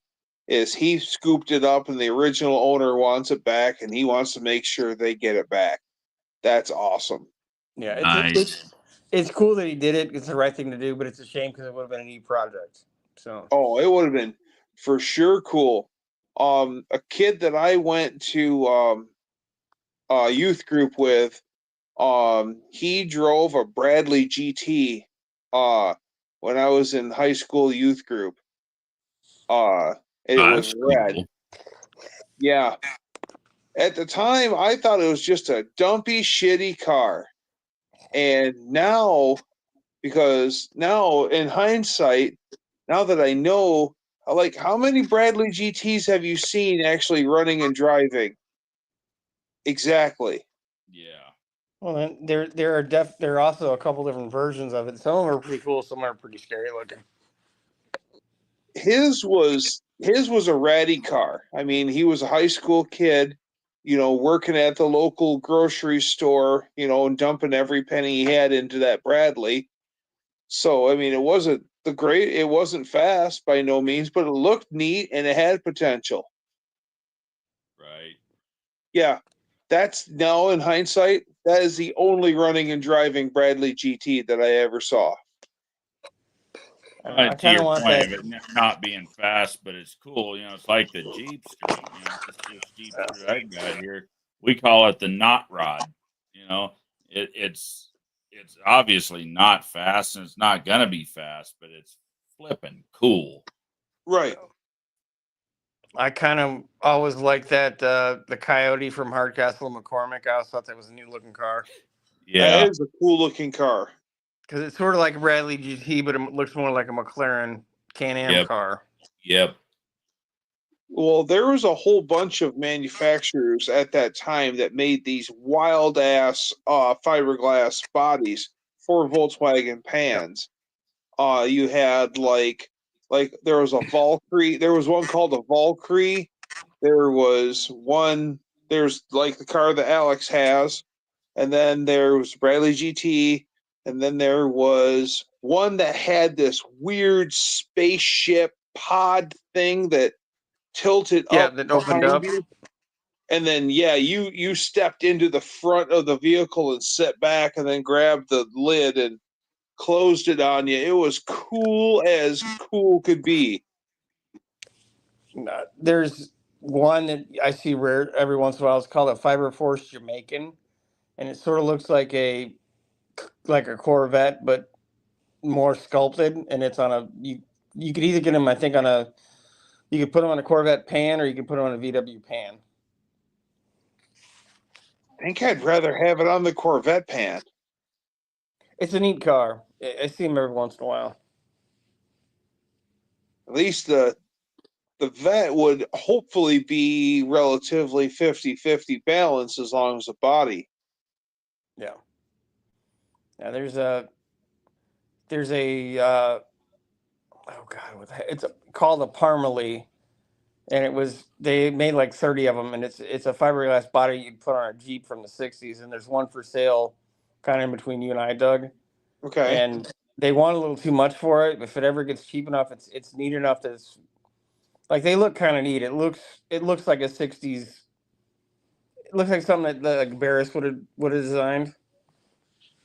And they're stupid rare, but it's definitely a neat car. Cool little sports car looking deal. Yeah. Well, not really, but it's kind of hard to describe. It still looks like a Jeep, but not at all. It's kind of an odd.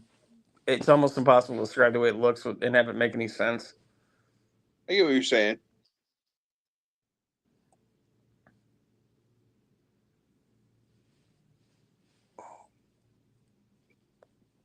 Yeah, I like that. I like that kind of stuff. You just don't see every day. You don't see every day. You might see it once in a lifetime. You know what I haven't seen cooking around anymore? Tub buggies. Remember when you could throw a rock and hit 4 of them? Yep. Yeah. Yep. Yeah. I thought for sure someone would have been rocking a beautiful tub buggy. I don't see any tub buggies anymore. I live on a trail and I don't see hardly any buggies. Side by sides have dominated. Yeah. I don't know why. I mean, side by sides are cool, but they're so fucking expensive. Yeah, there's a couple at the show. Sweet Manufacturing, one of the shop tours I did, they had one where they were displaying at their booth at the guy. Randy Sweet's the man. Yeah. You could build half a dozen freaking tub buggies for what a damn side by side costs. Oh, the side by side. This guy had a completely hand built frame, portal axles on it. Oh wow! So it's like a $60,000 UTV, effectively. Yeah, exactly. It's like holy crap! But I mean, they'll juice 300 horsepower out of them easy, and they're running super skinny 35-inch tires. The things go like stink. Oh yeah, they're stupid fast too. The buggy the ultimate buggy that I have in this measly little brain of mine is an Olds Tornado 455 driveline in the back of a tube chassis. That's my buggy. I think that'd be fun. That would be fun. Yeah, put one in the back and one in the front so you have all-wheel drive. There you go. I like the way you're thinking. One first, and we'll see how it goes. I'm not saying no, and I'm not saying yes. Twin engine, all-wheel drive. That would be badass. I would have to encapsulate myself just so to make sure I wasn't, because the trail by me is all sand. I'd have to encapsulate myself so I'm not eating sand the whole time I'm juicing on it. Yeah, just roll cage in a big clear bubble. Just put yourself in a big egg. There you go. Yeah. I will be back in a second, you guys. I've got to go take a leak. Talks amongst ourselves. Scotty and I can do that. Yeah, we do that on a fairly regular basis. So, Doug, did you hear that Hearst bought all the Motor Trend stuff, the TV and the publications? Like a few hours ago, I read that. I read the article, or read the headline, not the. Yeah, I think it happened Thursday night, or at least they announced it then. And there's quite a few of the Motor Trend guys were at the show. I didn't see Freiberger. I know that Cotton and Newbern were there because I ran into them a couple times.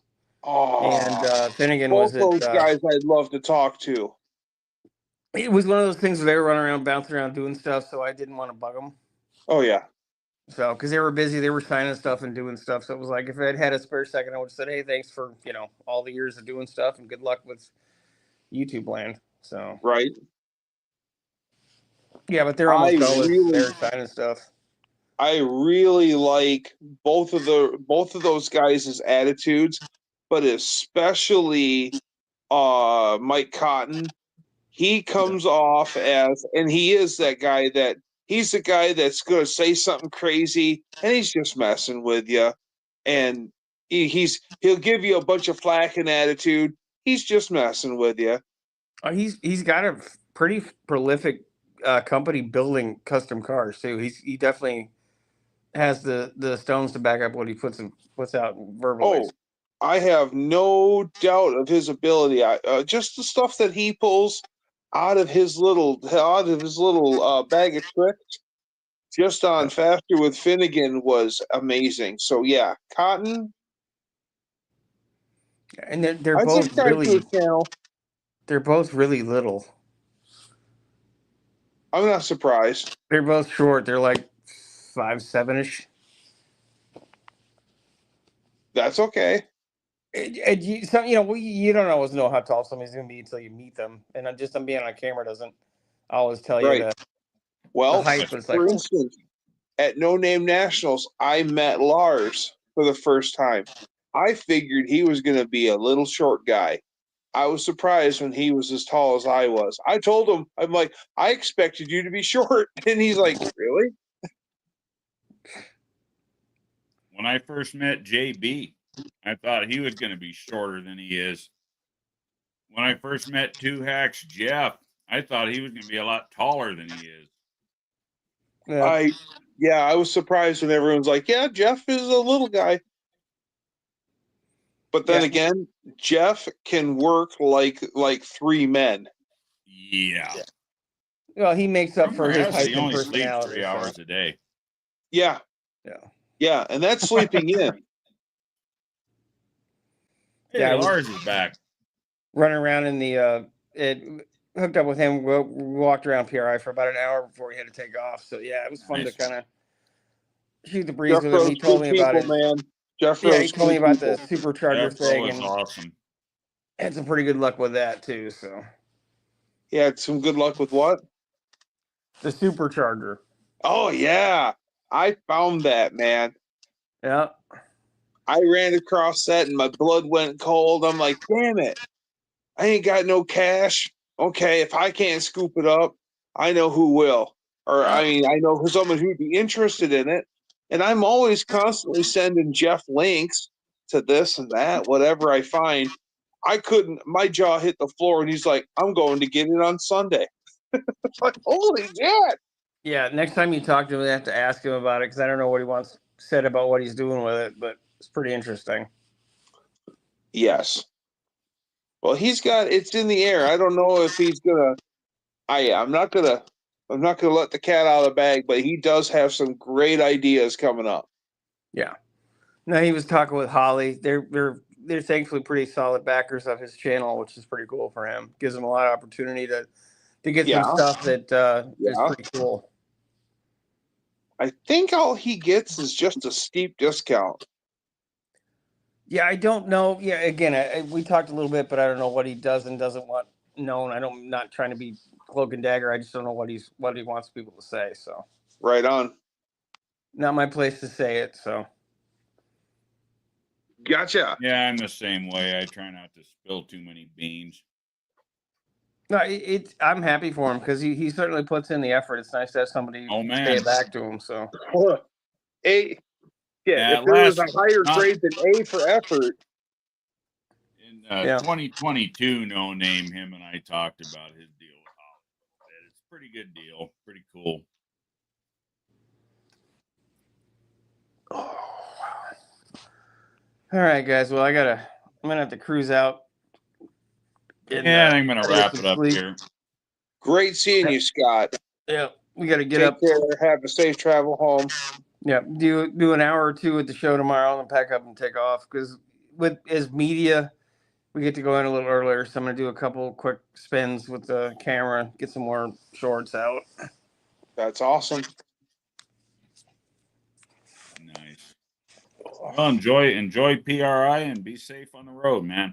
Yeah, it's definitely a lot of fun, guys. Definitely, if you ever get a chance, Doug, definitely it's worth coming to. Same thing for you, Tony. All right. Absolutely. Later, man. The weather's not been very nice, but welcome to the Big West. Never is this time of year. So, take it easy, guys. See you soon. Take care, man. That was cool. I adore that guy. Yeah, he's good people.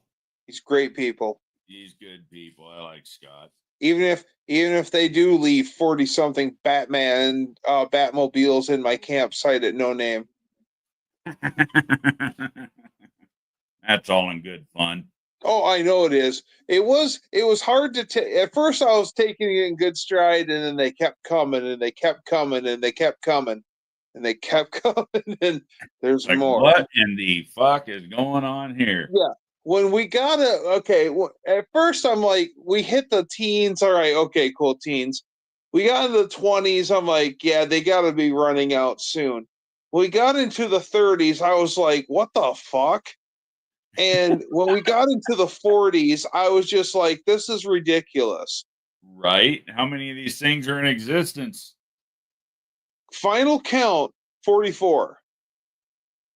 Fuck me. And we left, I left Sykeston, and I went to one of the local gas stations not far away because I was running on. I was low on fuel. I fueled up, drove from there to south of Indianapolis, and fueled up again. And that was where me, Alex, and Scott we were going to go our separate ways. Me and Alex were going to go north home, and then he had to go northeast a little bit to go home. And he's like, well, you didn't see it, so here's a freebie for you, Doug.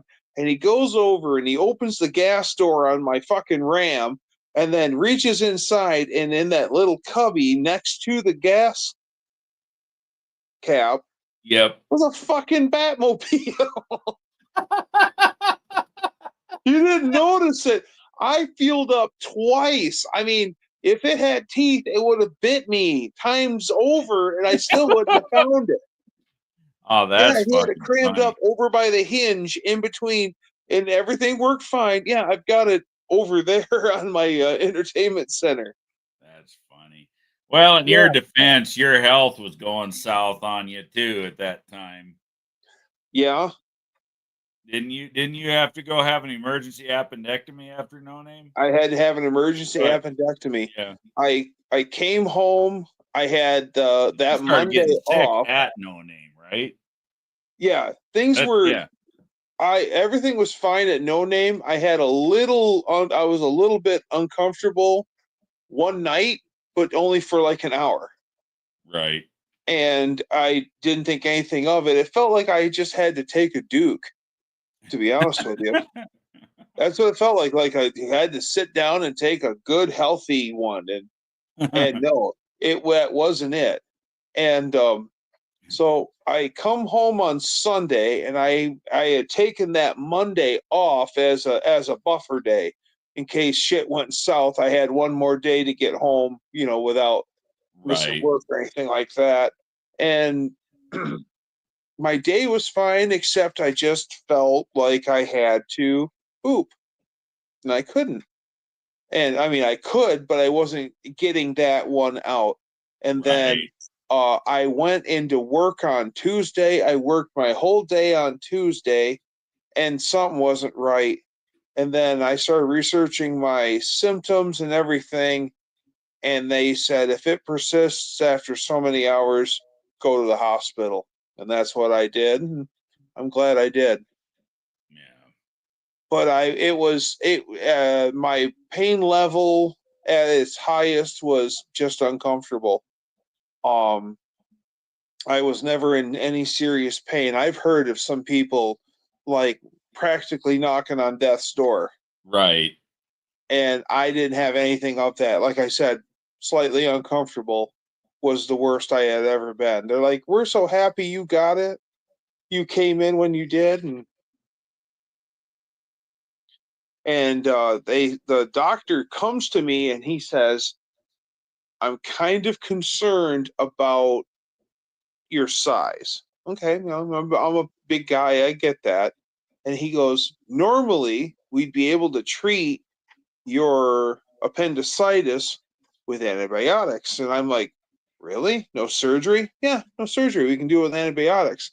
He's like, however, you have a cyst inside your appendix, and it's basically a little poop ball. That's what it is. Shit. Literally. No pun intended. No pun. Oh yeah, come on, Tone. Actually, no, that was actually dead seriously. No pun intended. But okay. Yeah, it's fine. But yeah, it was a little poop ball inside there. And he's like, yeah, we got to go in and we got to take it out. And he goes, we're going to try to go minimally invasive with you. He's like, but you're a big guy. We might have to go invasive. So he says that if we go invasive, it's really, you're really going to be laid up for a while. But he says, hopefully we can do it minimal. Well, luckily for me, they were able to do it minimal. Nice. Just a laparoscopic shit. Yep, laparoscopic. And I'll tell you this right now, whatever the frig they used to knock me out, I think I checked out in a minute's time. Nice. Yeah.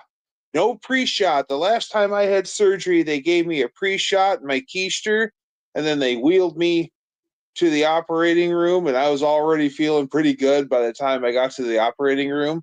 And then they put something in my hand right above my knuckle, just a little itty bitty syringe, and then I went to La La Land. But it took a minute. Whatever that stuff was, they just put a big old mask on. It's like, it's oxygen, breathe deep. Okay. And then they switched over to whatever that stuff is. And he's like, take 3 good breaths of this. I'm like, okay. And I'm dead serious. I checked the F out right now. Nice. Yeah, I don't know what it was, but wow. So how long were you down for?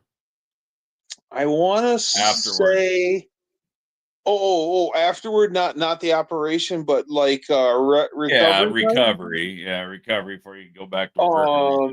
Doc gave me. He says you're taking 2 weeks off. He's like, I do not want you doing anything really strenuous for 2 weeks, but he's like, I want you to walk. I want you to roam around and do stuff. He's like, I don't want you just parked on the couch. Scott Keller, La La Land is good. I mean, I didn't even really have a chance to experience the good part of La La Land. I mean, I was out. To me, it was literally like blink of your eyes, close your eyes, and then how long the surgery was, and it was like 3 or 4 hours. To me, it was close my eyes, open my eyes, done. Oh wow, it took that long, huh? 3 to 4 hours. I want to say that I went in on Wednesday, and I had ate breakfast before I went to the hospital. They wanted to have me into surgery that evening. Oh wow. And the only thing that was stopping them from putting me into surgery that evening was the fact that I ate something. And they're like, we got to give you so long to let you digest your food. And then they kept saying, okay, we're going to slate you for 7:30. Well, 7:30 come and they all powwowed and with me, and he goes, I'll tell you what, how about we just slate you for 7 a.m. and that way I'm going to have all of my aces here. He's like, I want my arsenal with me. He's like, you're going to be a little more difficult than the normal ones. So he goes, I want all my crack shots with me. And I'm like, okay, I'm liking this, what you're saying here, Doc. Yeah, the guy that I had as a doctor, the surgeon, great guy. Cool. Great guy. Liked him from the first second he said hello. It's like, yeah, he was great. That's always good when you actually get a good doctor that gives a shit. Yep. I like him so much. I wish I could make him my actual real doctor, like my family. Yeah, your regular. Yeah. And yeah, I was down for care. Yeah, primary care. That's I was down for like 2 weeks, and then when I went back to work, I was so sore still that I couldn't work. Oh, yeah. And I ended up taking an extra 3 days off, called the surgeon, talked to him real quick. He's like, "Oh, really? 3 more days, done like that." So I'd had a week and 3 days off of work, and then everything's right as rain. 1 week and 3 days, or 2 weeks and 3 days. 2 weeks and 3 days. 2 weeks and 3 days. 2 weeks and 3 days. And I could tell when he's like, I'm going to give you 2 weeks off. I could tell by the way he said it and the way that he looked at me that was not negotiable. Scott Keller had surgery once. I dreamed as a car crusher operator crushing Chrysler products. That would be a freaking nightmare. Right? I couldn't live with myself. Well, that was the weird thing is I didn't have no weird dreams or anything like that. It was, like I said, close my eyes, open my eyes, we're done. Scott's doctor said, tried saying I couldn't work. I didn't listen. I just went to work anyways. Right. Well, he explained to me why surgery, sometimes you can, Well, he explained to me why he didn't want me doing anything strenuous because I was stitched up really good. And he's like, you do something wrong, you're going to tear all that work. You're going to tear it. And I'm like, hey, he leveled. Well, and that's a lot of that's it's just another caveat of being big. Yep. And that's why I wanted to just make sure I was all the bigger you are when you move, there's more inertia. Right. Not picking on you. It's just physics. No, you're fine. But I mean, if you look at it this way, I'm carrying you with me everywhere I go, Tony.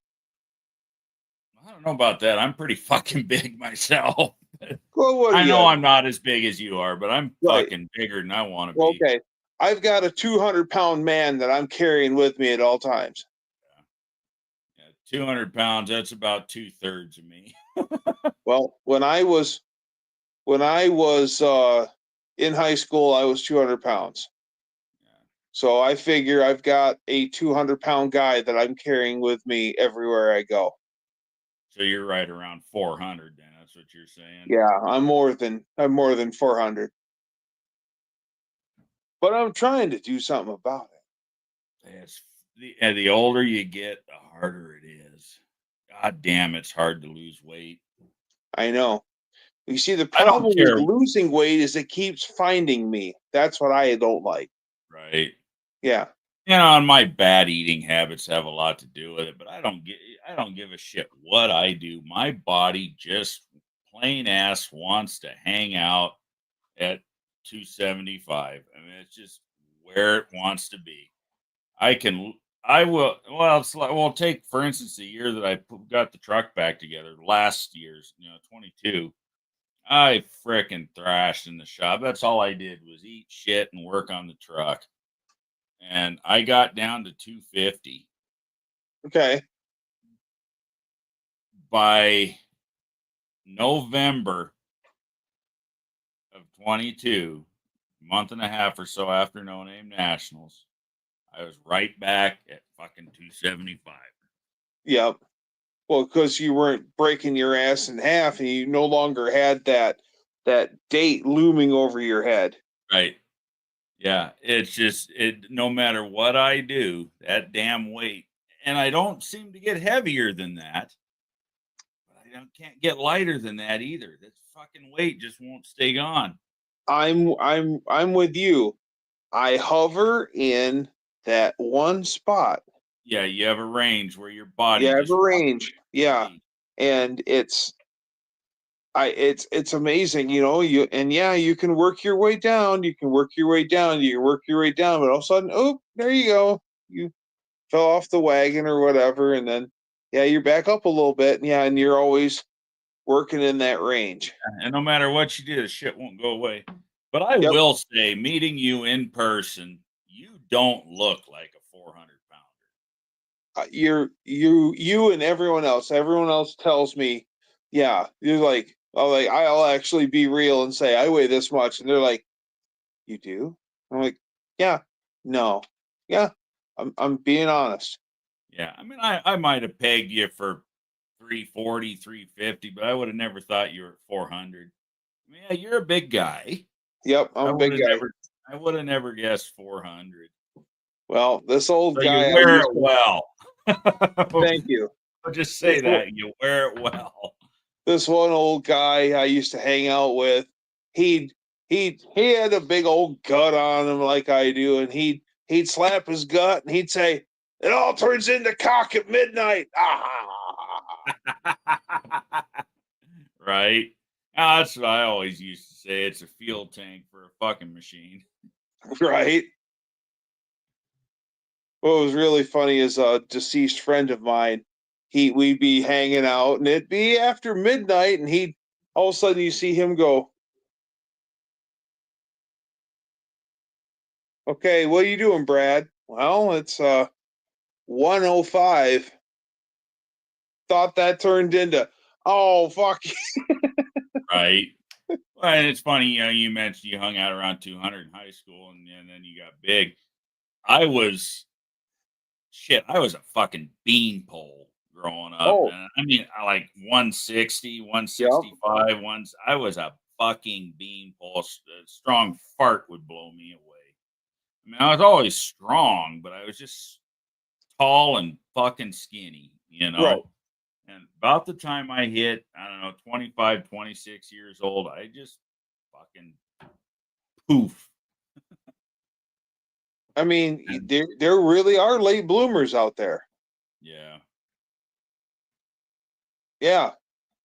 Yep. I was about 25, 26. I just got fat. A friend of mine is a beanpole. He is 6'4", and he's just a long, lean man. And one day, I've always assumed him. His name's Rolly, and I've always assumed him to be lean. Well, one day he's running around in a sleeveless t-shirt. It was hot, and we're pulling the radiator out of a Huff 60 loader. Oh, shit. Yeah, and great loader. I love that machine. Anyways, we're taking the radiator out because we're going to dismantle it and rebuild it and put it all back together because it's one of the actual ones that you can take unbolt. And he goes, "God damn it, grab this thing like you mean it." And he latched a hold of that thing and strong-armed it out of there by himself. Yeah. And I used to do shit like that too, and I pay for it every day now.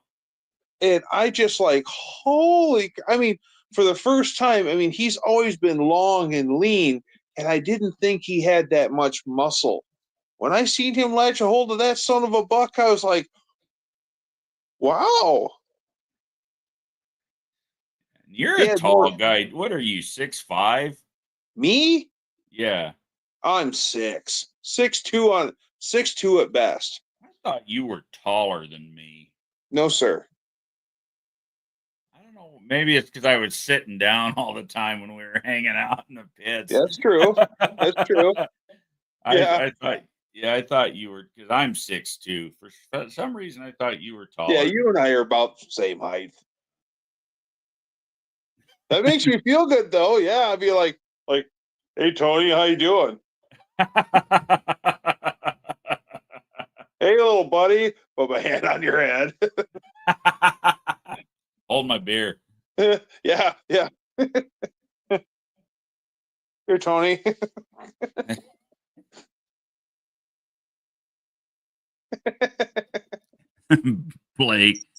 Blake's back. I sit around a lot too. Well, now, who's a tall guy is Just Mopar Joe. He's tall. Yep. Joe's tall.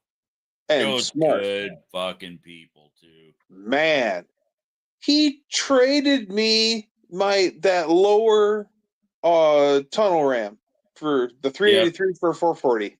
Yep. Awesome. Joe's an awesome dude. He really is.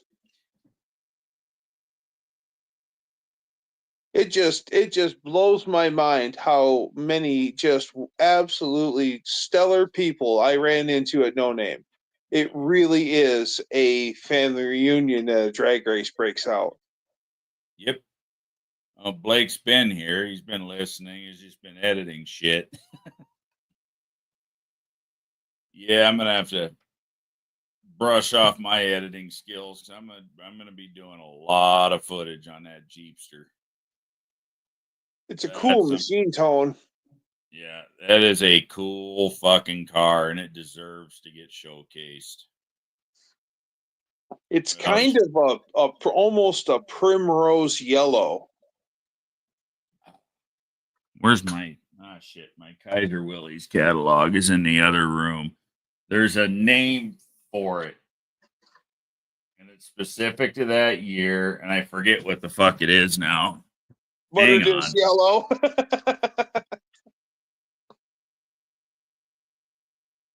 It's probably like Summer Daisy or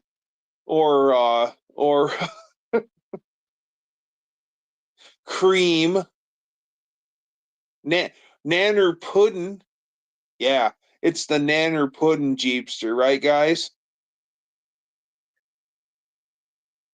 Ooh, we're going to get educated now. Professor Tony has sat down. It actually really blew me away at how much availability there is for parts on these. I can get just about anything I need for that Jeepster. Brand new. Repop. Really? Oh, okay. And there's another these guys got a website, it's just kaiserwillys.com, and I ordered the paper catalog from them because I like books. I do I too. like a paper catalog, Why do you think I bought a catalog rack from when the auto parts store closed down? And it was free, the catalog. They didn't charge me nothing for it, but I can get original reprinted factory service manuals. Oh, yeah. And owner's manuals. Yeah. That's freaking cool. And I'm going to buy both. I'm going to keep the service manual, but I'm going to buy the owner's manual for the owner. Right. Because before I took possession of the car, she actually bought an old owner's manual off eBay, but it's the wrong one for the car. It's for a wagon. And then I saw I can actually get the correct, it's a reprint, but I can get the correct one. I'm fuck yeah, I'm going to get her one of them. Right. Because why not? Right. And they're cheap. It's like $14. Especially why not? Right. On my Honda CVX, one of the coveted things is the owner's manual, and it's always missing. And cool. I have an owner's manual. That's all the colors? Yeah, for 48 to 51. Yeah. Oh, okay. That's all for some color. This covers 48 through 51. But see, the 1951s were just unsold 50s. Okay. And then the Jeepster went away until I think it was 67 when the Jeepster Commando came back. Commando? That means it doesn't wear underwear? Yeah, in the late 60s, right? So we are at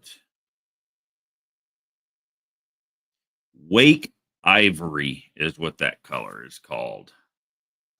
Wake Ivory. Wake Ivory.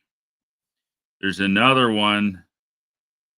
I think, let's see. This one was for 1950. It's called Michigan Yellow, and it's a lot yellower. Oh, yes.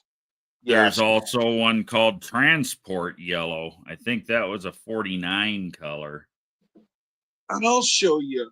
I'll show you Michigan Yellow right now. Right now. I wish I would have thought of this when Scott was in here. He'd like to have one of these catalogs since he just bought one of these.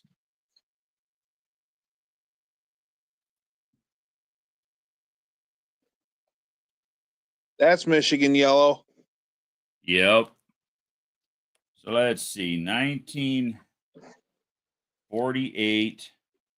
Well, see right here. Scotty's isn't very much Jeepster anymore. It's a lot more Monte Carlo. See, if you look at this, I don't know how well you can see it in the camera. It tells you the year and the different models and what colors were available on. And 48, the Jeepster was the Wake Ivory. And then 49, let's see. Matter of fact, in 1948, that was the only color available on the Jeepster.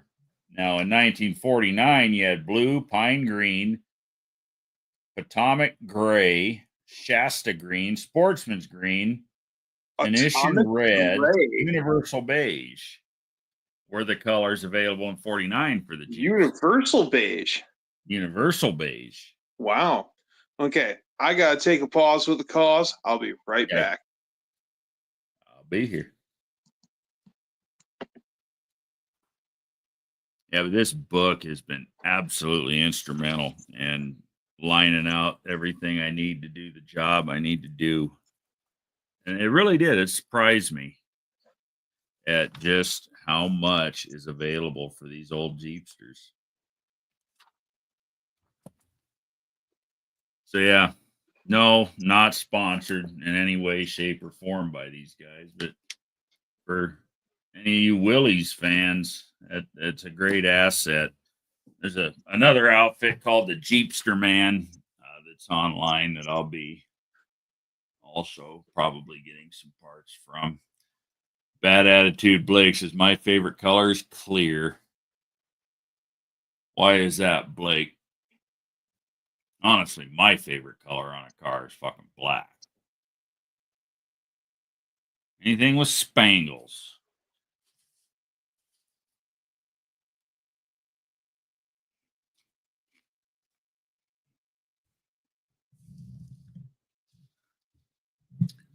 But yeah, I'm gonna do a whole bunch of content on this Jeep. We'll start resealing it. You guys get to see the inside of the old motor and transmission. I mean, I'm not going to disassemble anything any further than I need to reseal, you know, but we'll have the oil pan off and the side covers off. And I will have to split the case on the trans because there's a gasket on the back where the overdrive unit attaches. It's leaking. So we'll get that all sealed back up and drop it back in. Drive shaft has a boot on each end of it that's ripped. So we'll have to disassemble the drive shaft and replace the boots, pinion seal and stuff in the rear end, but that's pretty much the same as the modern stuff. Just to pull the yoke, change the seal, put the yoke back on, pull the cover, seal it up. Kind of not really restoring it again because it's a decent resto already. Just an older resto. We're just gonna freshen it up. Dean says like boiled sweets. Only paint color I can't afford these days. Paint is fucking expensive. Yes, it is, Blake. Yes, it is. It's asinine what paint material is costing. Well, it's asinine what any of this shit costs anymore, really. But yeah, paint has gotten stupid expensive.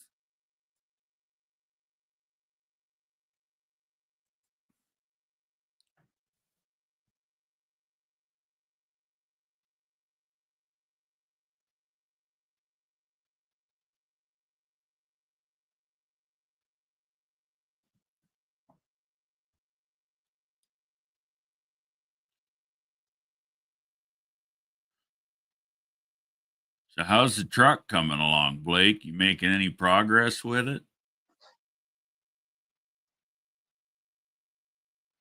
Now, last time we talked, you were working on stuff.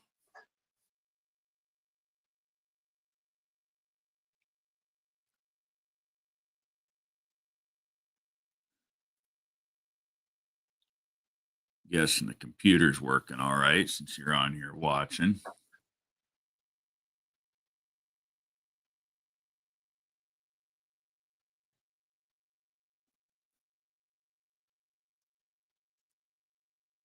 And, you know, we are allowed to say fucking in here, right? But you already knew that. You're just being polite.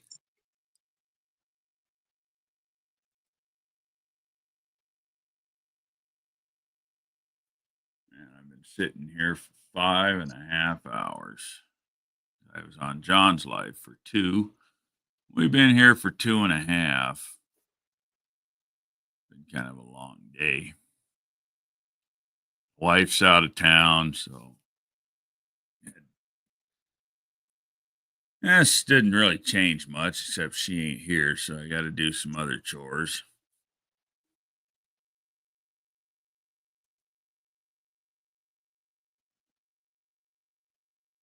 Dump trucks that need fixing tomorrow. I'm gonna probably wrap it up here pretty soon. I really just got the cam swap done. That's cool. Computer's fine, but bank still has that motherfuckers. Really? That sucks. That sucks.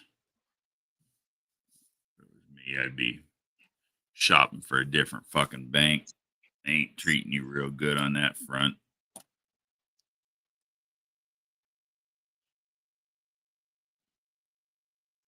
Glad we got the bug out of the computer that started all this shit, though. Yep, that was my scenario in this last February of this year, and we got hacked. Fucking criminal bastards.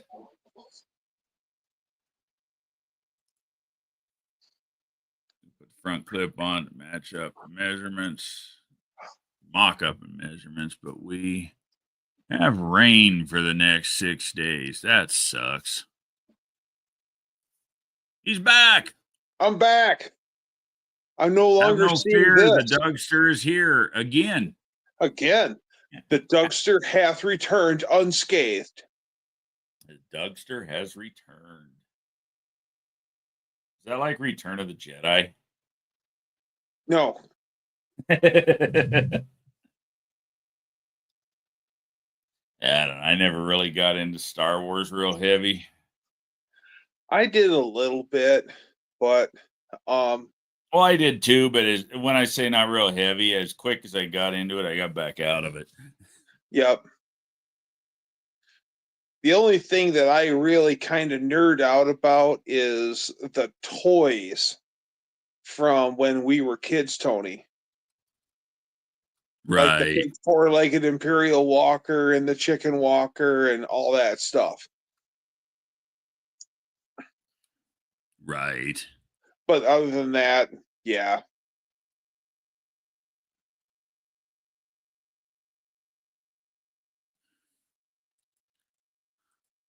No more face butt. Face butt. Buddy of mine called it that years ago, and it just stuck. It's just fucking funny because it really kind of Facebook's kind of it's got its uses, I guess, but it's just kind of a fucking cesspool. And that's one of the reasons why I've never committed to it. Yep. Same here. I mean, even though I do not Facebook, you'd be surprised how much I control Marketplace. Yeah. Oh no, I use it, for shit like that. But my wife makes a lot of money on that fucking platform. That's her main source of advertisement for her business. Hey, I mean, when it works, it works.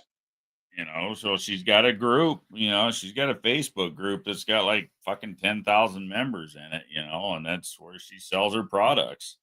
Awesome. Go. And yeah, it works for her. But yeah, I've never trusted that slime bag fucking Mark Zucker turd. Mark sucker turd. Sucker turd. Yeah. Sucker nerd. Sucker something. Well, yeah. We can just, we're drinking beer. We can go about this all night long. Right. We'll have the perfect one about 2 a.m., right? Yeah. No, them fuckers started trying to charge me for meta advertising on the Bad Attitude page of the made up MasterCard saying so I told them to fuck off and deleted both pages. That very similar thing happened to me, like, oh shit. Right after I started the channel, and I got it straightened out, but it took months. I told them, fuck off. I ain't fucking paying them. I said, fuck you. I didn't do this shit. It's your shit platform that fucked up. You figure it out. And they kept trying to bill me. But it took, I shouldn't say months, but I think it took 4 or 5 weeks of back and forth with them bastards to get that squared away. And it was just some fraudster motherfucker. I tell you what, if these goddamn bastards get off their ass and just get a fucking job and work like the rest of us for a fucking living, it'd be amazing. Well, I mean, yeah, it's amazing when you think about this. As hard as they work to make a free buck, if they would just work. Right. It takes a lot of effort to hack. Exactly. I mean, it's no different than working at a place and you've got that one lazy guy who just knows how to dance around the work, but he works so hard, keep staying away from the work, that it would have been easier to just do the job. Yeah, there's no excuse for a company to treat you that way. I'm Right. talking about he got hacked. I don't want to air out his laundry here, but we talked on the phone. I helped him get the virus out of his computer and shit. But he's been done real dirty by the financial institutions and everything. It's like, fuck, dude, you need to find a different fucking bank. Because when I got hacked, I went through all that bullshit, but my credit cards and my bank, I mean, they were Johnny on the fucking spot. I was not out any money for more than 30 fucking minutes. And here we are 2 weeks later. He's still trying to get his money back. That's fucked. Cocksuckers. Ouch.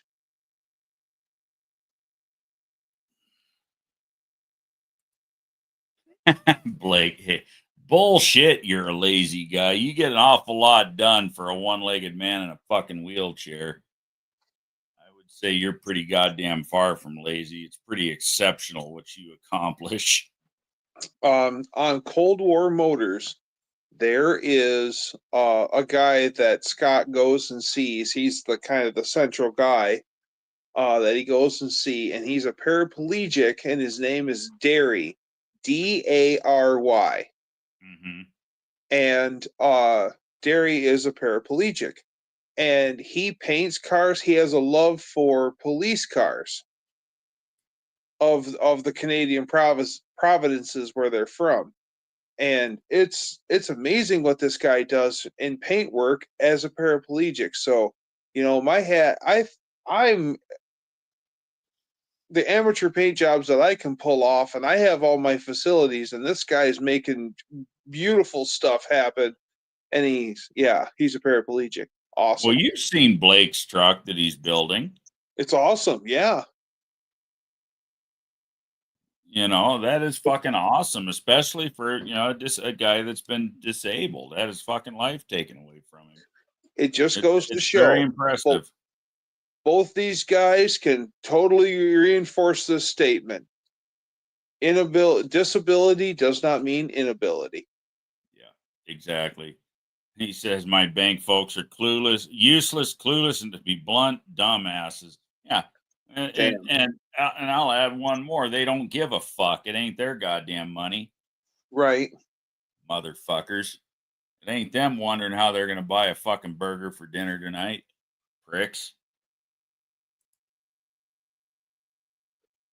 Speaking of buying a burger for dinner, I'm really looking forward to seeing the Cheeto throwing a limitation on the interest rate on credit cards.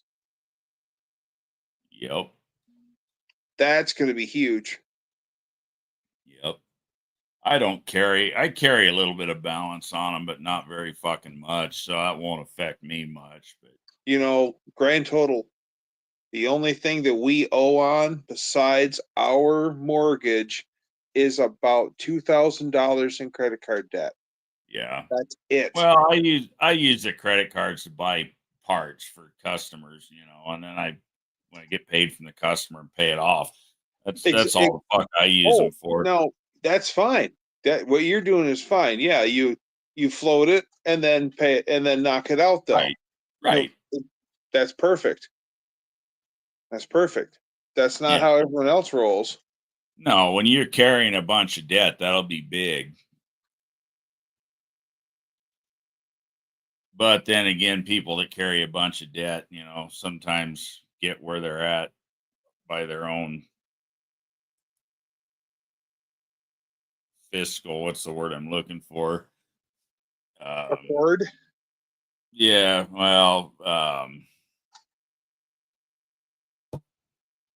carelessness. That's not the word I'm looking for, but Blake says I can't paint for shit unless maybe at pre-K level. A body man, I am not. I have painted a couple cars, and they in years ago, and they turned out all right. But my credit score requires the use of no numbers, 13 operations, 6 weeks, kind of F up your credit. Yeah. Everything that I do is cash money. I really don't give a shit. Like I said, I like having the credit cards around for when I got to buy fucking just to run the business, short term shit. I could see it. If I was running a business, I think I'd have a totally different approach. But again, even running a business, you don't want to carry a bunch of debt because you're paying a bunch of fucking interest. That's your profits. That's your profits. You're making someone else rich. I don't use them any different than I use my Net 30 accounts at the parts house, Yep. Same thing, you charge parts and you pay for the parts. Right. But the other thing I like about using the credit card is I don't have my bank accounts or debit cards or any of that on any fucking website anywhere. Right. So if I do run into this scam shit or whatever, get hacked, yeah, it fucks up the credit card for a minute, but I'm not I'm not busted broke because they got all my fucking liquid money, And I have Capital One cards, I have Discover cards, and I gotta say, both of those companies were fucking great when I got hacked. Within 48 hours, everything was rectified. Within minutes, my credit lines were restored. And it was just one of those things where if it turned out not to be fraud, well, I'd owe the money. Right. Kind of thing, just to make sure I wasn't the fraudster, which I get that, and that was fine. But they handled all the investigations. They determined that it was fraudulent and everything, and and they took care of it. My fucking Discover card, it was goddamn. It was I forget what day of the week it was. It was February 2nd. But I forget what day of the week it was, but it was during the week. But my Discover card, I called them up. It was probably 8:00 in the morning. They killed the card, reissued a new card, and said they'd send me out a new one. Okay, cool, fine, whatever. Right. The next morning, the FedEx man shows up, and I'm like, fuck, I didn't order nothing. What's FedEx bringing me? It was the replacement fucking credit card, dude. The next goddamn morning. And my Capital One Spark card, that got replaced. It only took a day, took 2 days, and I had that one replaced. But the thing I like about the Capital One cards, and this is what I was explaining to Blake when we were talking on the phone, is they have what is called a virtual card.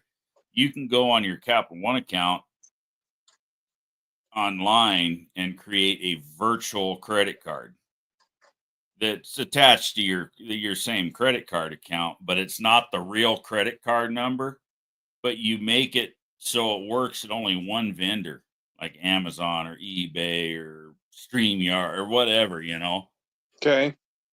So if something shits the bed, you don't have to kill your fucking real credit card. You just kill that fucking virtual card and let the fraud investigators sort out their shit. And it's actually pretty nice because you get to use it without using the real card. Interesting. So you're not compromising the actual information. I like them. I like Summit and Jigs and and Holly and everybody that Edelbry, everybody I buy shit from. I have a virtual credit card for each one of those vendors that's all attached to the same physical credit card. But if something went to hell, I don't lose the ability to use that card. I just kill the fucking virtual card and make a new one. Well, it's whenever somebody makes something to set themselves out and away from harm, somebody figures out a way to get into that too. Well, it'll work for a while. Right. Well, the only way they could get into that would be to actually hack into my basically online banking. It's just like online banking, but it's for credit cards instead of bank.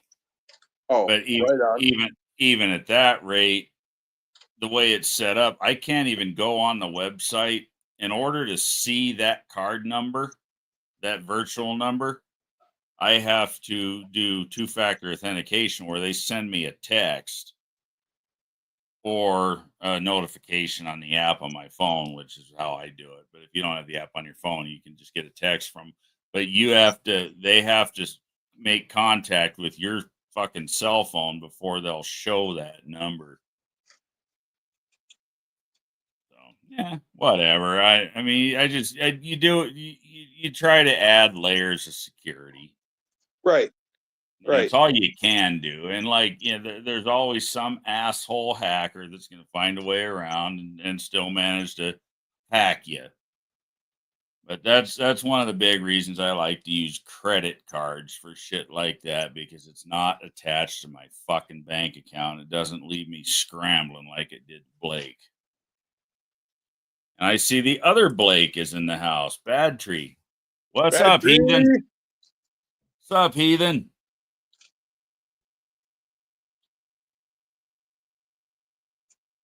Yeah, all the joys of dealing with fucking assholes in the world.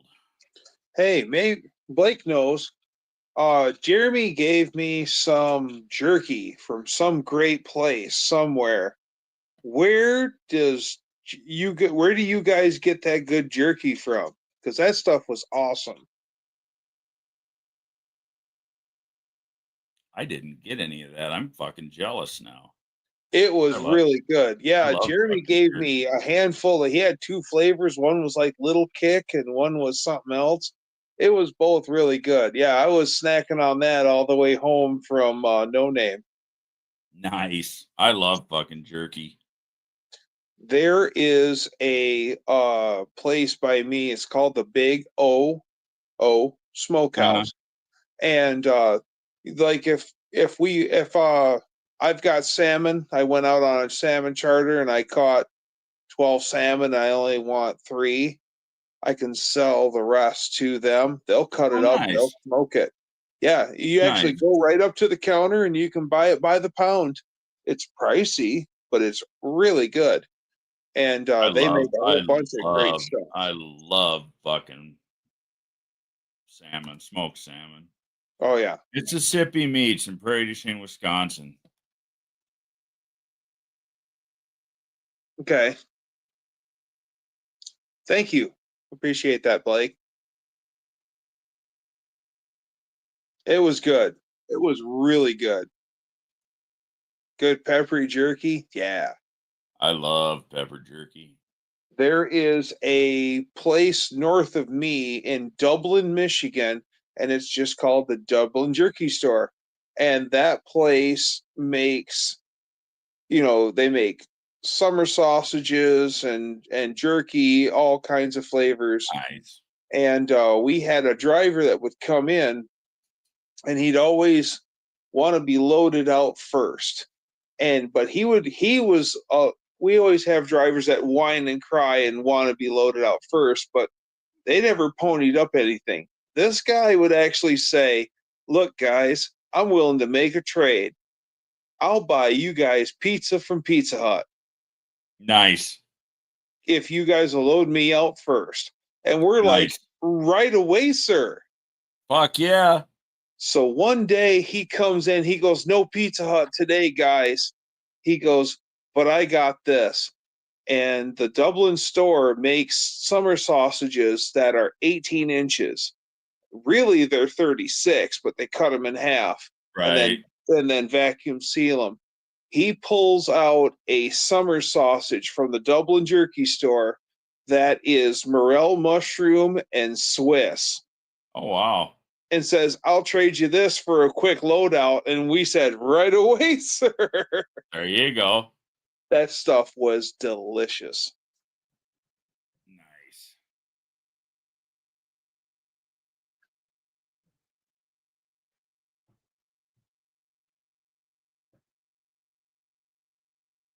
Well, shit. We're here sitting at 3 hours. I think I'm gonna wrap it up. Right on. I Always great shooting the breeze with you, Tony. Always great hanging out with everyone in the chat. I wish I had more screen to where I could actually pay attention to the chat. and chat with my buds. So sorry about that. Blake, that's $1,000 dog in China. Yeah. Yeah, speaking of dogs, I gotta let mine out. Been cooped up in the front room for 5 hours. Poor things. Poor thing. Yeah, it probably gotta drop a deuce or two. Send At a least commence torpedo. on the hydrant. Send a torpedo south. Take the All right, Browns to the everybody. Super Bowl. You right? Appreciate everybody hanging out in the chat. Appreciate you hanging in here with us, Doug. Bye, everybody. Stay Always tuned great for hanging with you, Tony. some pretty cool Later. Jeepster footage coming up. Later, man.